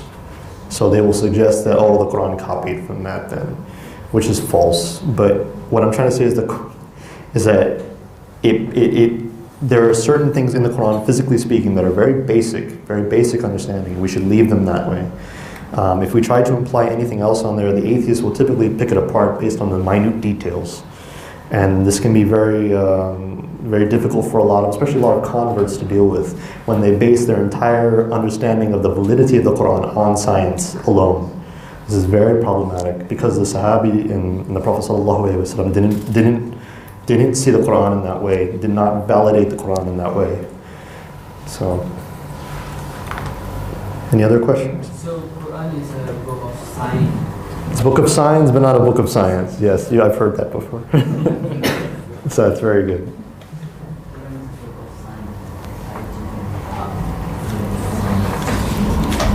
Gentlemen? Let's say they understand Quran and they feel wonderful of Quran because of the miracle in the language. Does it mean we should learn Arabic until we can feel the miracle of language of Quran? Yes, we should always try to strive to learn Arabic. Even myself, I'm trying. I mean, it's difficult to learn a language. This is something, but we are capable of it. We should continue striving no matter how difficult it may be.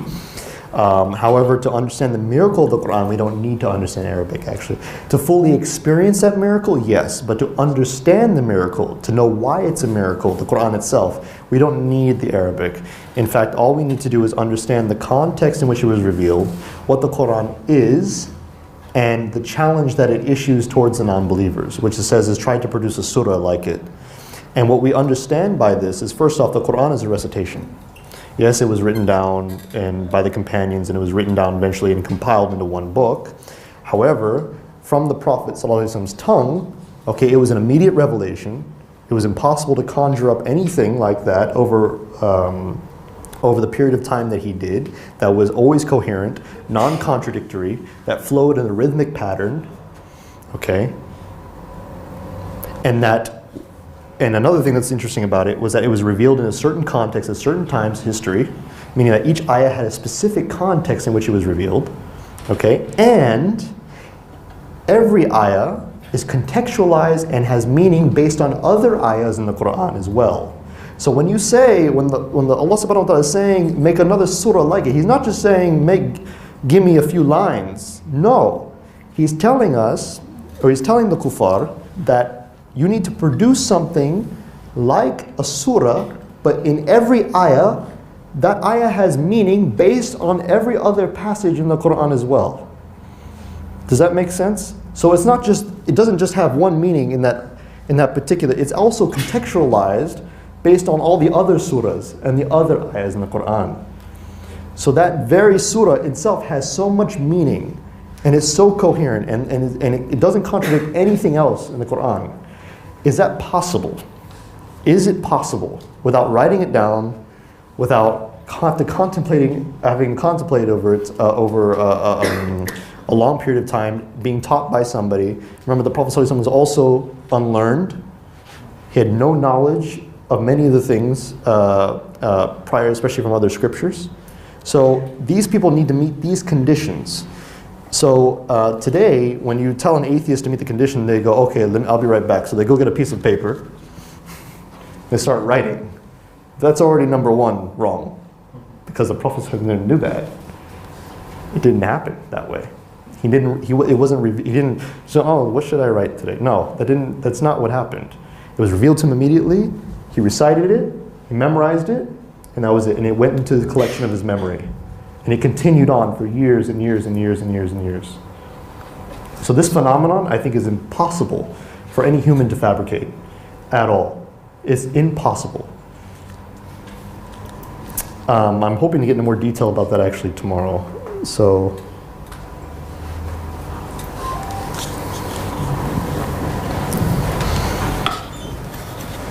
very quiet. Anybody have any questions regarding the arguments or any of the beliefs that we mentioned here? I know it's a very complex subject, so if you need clarification now, please ask now, because when we move on tomorrow, I'm not going back to this. Thank you. So brother, do you think that Quran can be approached with from different angles? For example, like the time of Prophet and Sahaba, is the linguistic that attracts the people. How in this current era is the scientific facts that attract the people? Because you cannot deny some of the scientists become Muslim because of the science. The problem is that the problem that I have with that position, and I've heard it before as well, is that there's so much benefit in doing da'wah like this because of the fact that it's bringing people into Islam. But I've heard more apostates say that they left Islam because of that. So I really have a hard time seeing the benefit when the same people who are apostating from the religion are using it as an argument against Islam. So it's very difficult to find, I don't think the Quraysh, the pagans, never said the linguistic, the amazingness of the way the Quran is, that's something we don't like about Islam. No, they loved it. They thought the Quran was beautiful. This is something that was appeasing to them, even though they rejected it out of their own pride. But nowadays, the non-Muslims, and especially the apostates, are laughing at the way that we're constructing these arguments. And they're leaving the religion and trying to use our arguments against us to show how stupid, our religion is. And I use that in quotations because I'm not being literal, I'm trying to emphasize what they say. So it's difficult for me to see a benefit in it because of that. And that's one of the reasons that I'm arguing against the position, is because that's one of the main ones that I hear come up every time in these discussions. Like, oh, you people think there are miracles in your holy book, these scientific miracles, and they construct articles and every day trying to refute this, and it looks quite foolish. And that's another reason. You mentioned that doctors have converted to Islam because of scientific miracles. I will tell you that Hamza Sortzes himself stopped using the argument because he realized, after having debated so many times, that it was not a good position to have. And in fact, I actually discussed with him when he released that article refuting his previous position. He suggested that he didn't take I want to be fair to him, because he said he never took a full, he never embraced the argument fully. But he did believe in some aspects of the Quran having scientific miracles. But he later retracted it. He said, I can't do this anymore, because he knows it was a very flimsy position to have. So he no longer uses it at all. If you look at his latest lectures, he's completely against that now. He doesn't even go into it at all. Doesn't mention embryology, doesn't do anything like this. He just goes, he's actually mentioned some of the arguments that I mentioned. The fitra, he mentions cosmology, design, things like this. So, and he's a much higher figure in that respect. And so, anybody else have any questions? Once again, yep. I think majority of us here, coming here, to get some knowledge about atheism, and to understand this group of atheists, so that we can have a better understanding how to da'wah to them. But at one point of your lecture, you mentioned that after all this lengthy discussion and argument, you said something like very difficult to use. Don't use this. This is not the best. It's not the best way for da'wah. But the best way of da'wah is by good manners. Yes. Okay. And then on the other end, I just want to compare, make simple analogy with science and the applied science. Science, let's say for example electricity, about the electron, neutron, whatever things, this is science basically. But applied science is just, I need the lamp there, the light, the switch on, I use it. So for this particular lecture, very good lengthy discussion and argument, however for me, I want the applied the application of this in terms of da'wah to non-Muslims. Okay. As for your first one, I still stick to my opinion that good character is the best form of da'wah. Now, at the same time, I don't think that I've completely made my arguments irrelevant, because I wouldn't be standing here otherwise. I'm not trying to be contradictory, but I said the human heart is more susceptible to accepting truth than the human mind. That's always been the case. So when people see a good moral person, they're more attracted to the truth that they have to offer as a result of that. This doesn't mean that intellectual arguments are ineffective, however. Intellectual arguments can help to break down the mind to the point where it needs to rely on the heart in order to accept the faith. So we have to utilize both, because Allah subhanahu wa ta'ala tells us not only to purify ourselves, to make ourselves better, but He also asks us to reflect. We have minds and we have hearts in order to be completely human. So we must utilize both of those at all times. And in the same way, and I mentioned what Imam Malik said again, just to emphasize this point, without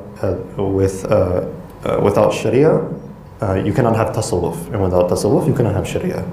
Okay, one is an application of real world, of using rationality and reason, fiqh, to understand the problems that we're facing. Okay, it's a science. Tasawwuf is a science of the heart. But if you have one without the other, you either fall into heresy or what? Kufr, right? So, you cannot just do tasawwuf without sharia, because then you just become, without any reflection, you just become, you know, very flimsy with everything, very liberal, right? And you cannot have the sharia without tasawwuf, because you become hard and cold. And you become without mercy, right? You can use your morals. So we always have to have a balance in this respect. Now, the second thing that you mentioned, actually, can you repeat one more time the second question? Oh, applied science. You want to know how to apply these arguments. Okay, in this first session, I have given you some counter responses to some of these arguments. So I have given you some practical means in order to debate. However, the main reason for today was simply to express their beliefs and to express their main arguments and where they come from, so that you have a full understanding of exactly who they are and how they perceive things. And this will better you for tomorrow, because tomorrow we're actually going to be learning the methods of debate, atheist psychology, how to apply certain things, how to counter the arguments in an appropriate fashion, what sort of manners to use, when to see if the argument is valid or not valid. Okay, so that when you enter into discussion with an atheist, you know exactly what to expect and you know how to respond. So I'm giving you some of those practical means right now through argumentation, like counter arguments, like the one I mentioned in the last session, okay, like for the existence of God, and things like this. However, I have yet to go into the methodology and how to apply it in full, which we'll get into tomorrow, and I hope it's going to be fun for you. It's going to be a little bit more technical tomorrow, because we're going to be discussing a lot of different philosophical terminologies and things like this. But when you utilize them, when you memorize them, and you go into a debate, and you go in using these things that I've taught you, you should come out very effectively. In the very least, you may not convert these people, but you will prevent other Muslims from listening to them. Do you understand? Which is actually one of the purposes for this as well. And I'm going to give you a very, maybe you consider this shocking, but my concern for da'wah against atheists, or for atheists, is not to convert atheists. I am not trying to teach you how to convert atheists. I know this sounds strange. Okay? That is up to Allah subhanahu wa ta'ala. Allah guides who He wills. Okay? No matter how much you try, you're not going to convert anyone. Okay? It's up to them, and it's up to, you know, Allah wants them to. All right? I am trying to give you the means to prevent yourself and to prevent those nearest to you from going in that direction. That is my major concern. My major concern is stopping people from apostating, not bringing people to Islam. I want people to come to Islam. I'm saying this is rewarding. This is something that we should aspire to do. But the problem that we're facing now in our society is a lack of religiosity, and it's a lack of Islam within our own community. And before we can start thinking about converting the kuffar who are not in our society, we need to stop our own members from going over to them. So that we can actually have a leg to stand on. Because if they say, oh, why should we join your religion when your own people are coming over to our side? What are we going to respond? Oh, we don't care about them? We care more about you? See, that statement is very common among the Aborigines in Malaysia. It says, why should I become a Muslim? Look at you all. Are you Muslim? Yeah, no, exactly. You don't keep your time. Precisely. So I mean, in the same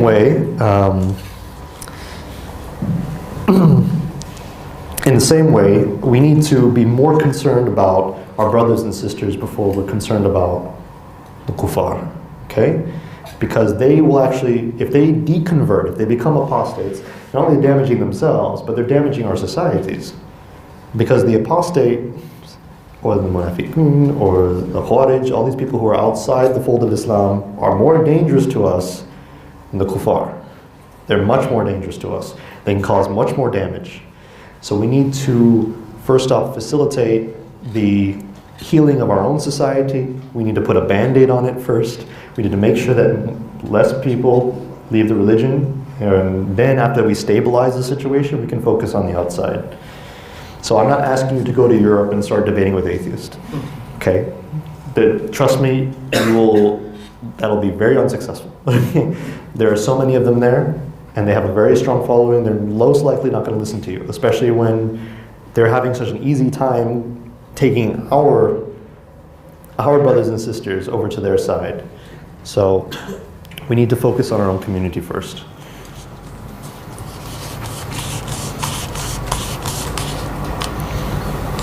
Any other questions? Yes. Yeah, sure. I'm not sure my question is related to tomorrow's session, but my question is basically like for the atheists who is using science as their basis, and let's say if you're having some debate with them, and my question is, should the person who is going to debate with the atheists who are using the science as their basis, should the person who is going to debate with him have the I say technical knowledge or that knowledge on that area of science, basically?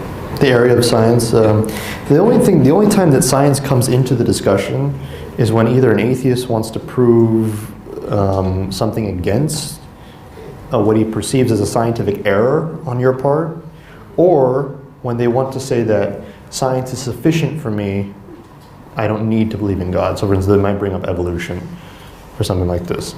However, you don't necessarily need to, I wouldn't say that you need to know all the technical information of certain scientific phenomenon and theories in order to debate with an atheist. Because most of the time that atheists debate, even though they use science as their foundation, they don't use, it rarely actually comes up as a argument against you. They will say that they need scientific evidence. So as long as you understand that concept, what constitutes the scientific evidence, what constitutes the science in general, you should be able to debate sufficiently with an atheist. Because I will tell you this, there are many atheists who are very good at science, but there are also majority of them who are very bad, who don't even understand science either. They just cling on to it because it's another way, in a way it's sort of like another religion. It's easier for them to have some sort of certainty in.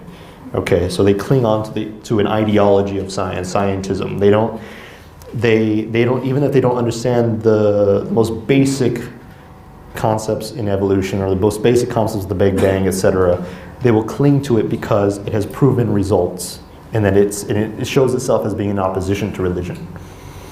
So, and I'll get into that also regarding atheist psychology tomorrow. So, yes. Okay, that's why you mentioned about Christianity. Christian believe God lost his Son of God. But what I understand, Christian believe Jesus, Son of God, is now with God the Father in heaven. So, I mean, God the Father is not lost, the Son is still there. The problem is that in Christian theology, when Jesus was sacrificed, he died for 3 days. So the Son was dead. Dead. Like he's dead. He's not alive, he's dead. 3 days. Okay, so he wasn't existing for 3 days. So in that 3 days, God changed. That can't happen. So even if it's for 2 seconds, that means God was imperfect for 3 days. I can't accept that. So.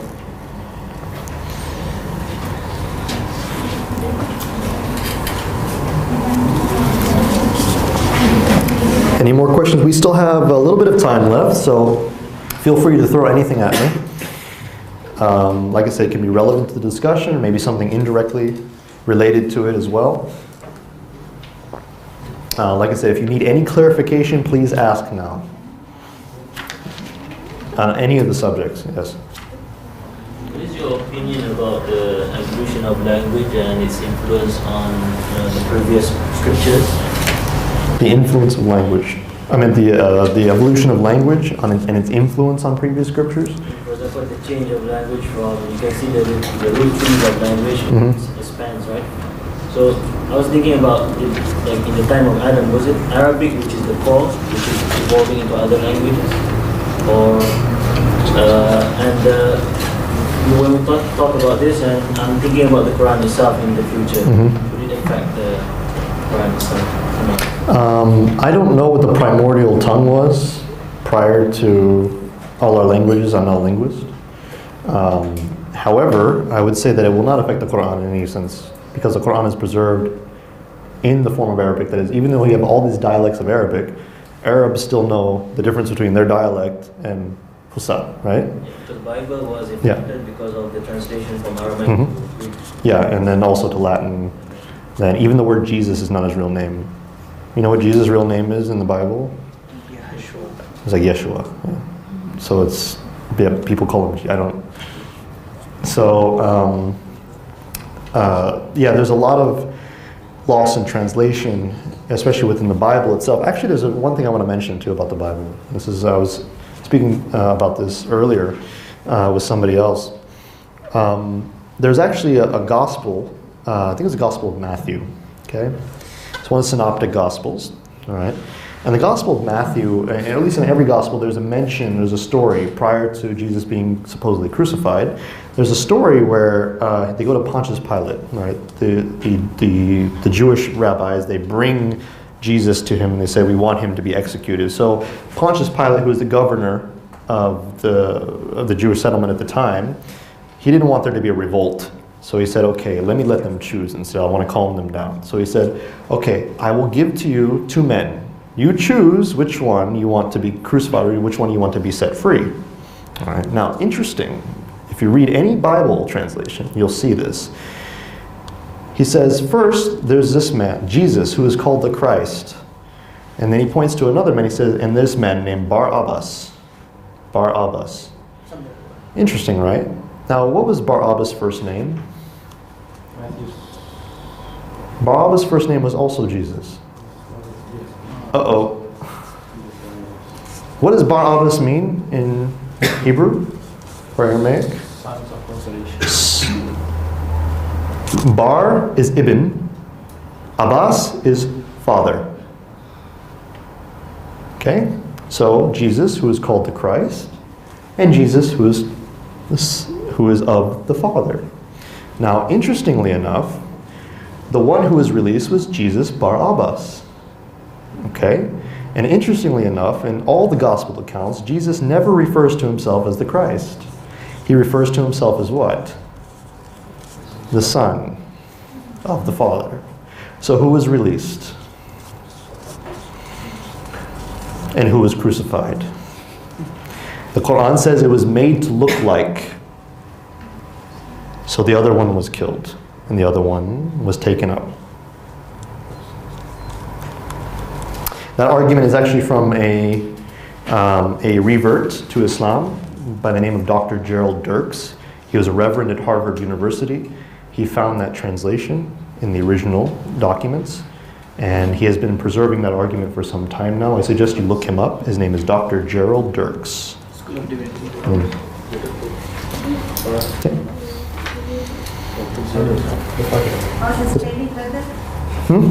Spelling of that doctor? Gerald. G-R-A-L-D-L-I-R-K-S. He knows. So you've seen him in the Dean show, right? No? Okay. Yeah.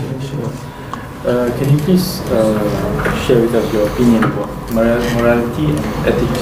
Morality and ethics? Yes, the relation between morality and ethics with the belief of the existence of God. Okay. For example, the Japanese or Germans, they are very they have high morality and ethics. Do they? Yeah. Are you sure about that? I'm not sure, but in general, yeah. So what's your comment? I would say that the Germans and the Japanese are very disciplined. They're very loyal to their culture. In that sense, they are considered to be moral because they're very consistent and they're very strict about their code of ethics. But I wouldn't call them moral in any degree. I mean, for instance, it's very well known that Japanese societies have a high rate of adultery and a high rate of sexualization. There was a report done recently that they sell sexual objects on the street to children, to people, I mean, very openly. You know, they're a very highly sexualized society, and they're a very materialistic society. I remember there was one time when I was younger, you never remember the PlayStation 2 came out? You remember that? A long time ago, right? PlayStation 2, we're like, we're at 4 now? PlayStation 5? I don't remember. I haven't played in a while. Okay, so PlayStation 2, and they sold out on the first day in Japan, and some of the kids who couldn't get one, they committed suicide or jumping off buildings. That's their sort of society that they have. They consider it dishonorable not to have the same things as others. There's also, in terms of education, there's a high suicide rate in Japan because of how strict the education system is on the children. A lot of kids kill themselves because they can't stand the pressure, and if they get anything lower than an A, they don't compete, then they consider to be disowned or dishonored by the family, they kill themselves. It's a very common phenomenon. In Germany, there's a higher rate of xenophobia. Even after the Third Reich, after they killed a bunch of Jews, they still have a very high rate of xenophobia. They're still very racist against blacks and Muslims and Jews, very anti-Semitic. They're very hardworking, but they only care about themselves for the most part as a society. And I'm sorry to be very general. I mean, there are a lot of good Germans too, and some who convert to Islam, but in general, their culture is very much like this. And so let's go into the larger topic then, shall we? Every society has problems. So I can mention ones for the United States and Europe in general, and even in Malaysia, if you want, I can talk about certain things. I won't to offend a lot of people in here, but let's mention morality and God. In what way do you want me to express my opinion? Do you want me to express how morality and ethics are justified by God, or how they become valid as a result of believing God? It's the relation between the atheism and the religion. For me, we cannot separate between believing in God and religion. Mm-hmm. There's two levels: believing in God and choosing which type of religion is the best. I mean, the truth. So actually, the religion for me is the fruit of religion is morality and ethics. Mm-hmm. But they say, the atheism say, they can still achieve the highest level of morality and ethics, even though they don't believe in God and they don't have religion. Okay. Some of them, they produce high level of technology. They do a lot of charity, Mm-hmm. and they say that they make a better world without believing in God. So what was your comment? That's very interesting. You've asked actually a number of questions in there. So do you want the Islamic response first or the philosophical one? Philosophical. Okay. The philosophical one is this. Atheists claim that they can be moral without the existence of a creator or legislator because they believe that they themselves determine values and morality. The problem with this is it's very highly subjective in the sense that just because a society derives values and morals or ethics or what they consider to be something good from themselves doesn't mean that others will agree to it. Okay? There's no valid reason for me to accept this society's version of morality just because they say they can. So if an atheist society says, okay, we want to live like this, but I decide I don't want to live like that, I want to live with a different society that has a different moral standard, who's to say that they're right and that I'm wrong, or that I'm right and they're wrong? What determines that? That's the first question I would ask. Because when you start saying that human beings are the ones who create legislation and morality and things like this, you may be describing descriptively what happens, but prescriptively, whether it should happen is another question. Because many societies who have not had any sort of higher standard or ideology often change very quickly, one, and they're often based on very materialistic needs and desires that can lead down the wrong path. And I'll give you an example. It is true that atheists these days argue that their societies are more enlightened, they're much better at charity and things like this. However, it's also very true that many atheist societies less than 100 years ago were committing mass slaughter on a scale unheard of in history. So I would ask the atheists, what's the distinction between that group and your group? What's the difference? Why was Stalin's Russia worse than your society now? Because for Stalin, he didn't care if he killed 1,000 people. It wasn't a big deal because he was still okay, and so were the people that he liked, right? So why is that wrong? Now, atheists may say because it's counterproductive, but Stalin might be like, well, he's not alive now, but he might be like, why is it counterproductive? I'm still alive. I'm still eating. My friends and family are okay. So what's the problem? What I'm trying to say is that an atheist can never justify their morality unless they point to some sort of higher standard. And usually you'll hear atheists suggesting something along the lines of rights, okay, human rights, or human productivity, or something of this sort. But in actuality, those are ideas. These are like ideals, like almost in the same way like God. That is the very thing that legislates the way that they behave, right? So atheists cannot escape a metaphysical or a philosophical grounding for their belief that it has some sort of supernaturalism tied to it. It may not be a deity, like a God, beyond physical time and space, but it might be an abstract concept that they themselves can't prove. So it may be like human rights, for instance. There are a lot of people who believe human rights like they actually exist. Human rights don't actually exist. Human rights are just drafted by societies on what they agree upon based on whatever standards they have elsewhere. But human rights itself is not, it doesn't exist somewhere in the sky, telling us how to live our lives. It's a completely arbitrary document, which, by the way, is violated on numerous occasions by the very same countries that drafted it. So it's highly arbitrary, and it's usually, and people exploit it all the time. So I would say that this is a much deeper discussion, actually, and it could take a couple of hours to discuss, because the philosophy of ethics is a huge field, and there are many numerous arguments in response to even what I've said. But that would be the basic answer. The Islamic answer is very simple. The Islamic answer says to these atheists who claim to be good, he says in Surah An-Nur, right? He says,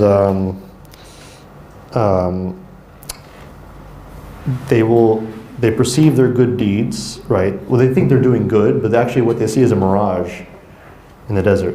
And when they get there, Allah will be waiting for them to hold them accountable. So it says that their deeds are like a mirage. They're not real, because they're not for the sake of Allah subhanahu wa ta'ala, which is the existential reality, the reality of existence, the very purpose for our existence. When an atheist claims that humanity is the purpose of existence, they turn that into their God. Humanism, they turn that into their God. They say scientific advancement is there, they turn that into their God. So the reality, the real God, the real one to be worshipped, is what validates morality based on Islamic ethics. So, I hope that was sufficient. We can talk more about it in the future. So it's a very big topic, actually. I can even give you some reading material, because ethics is one of the largest fields in philosophy, and it's still one of the most highly disputed, to be honest. Is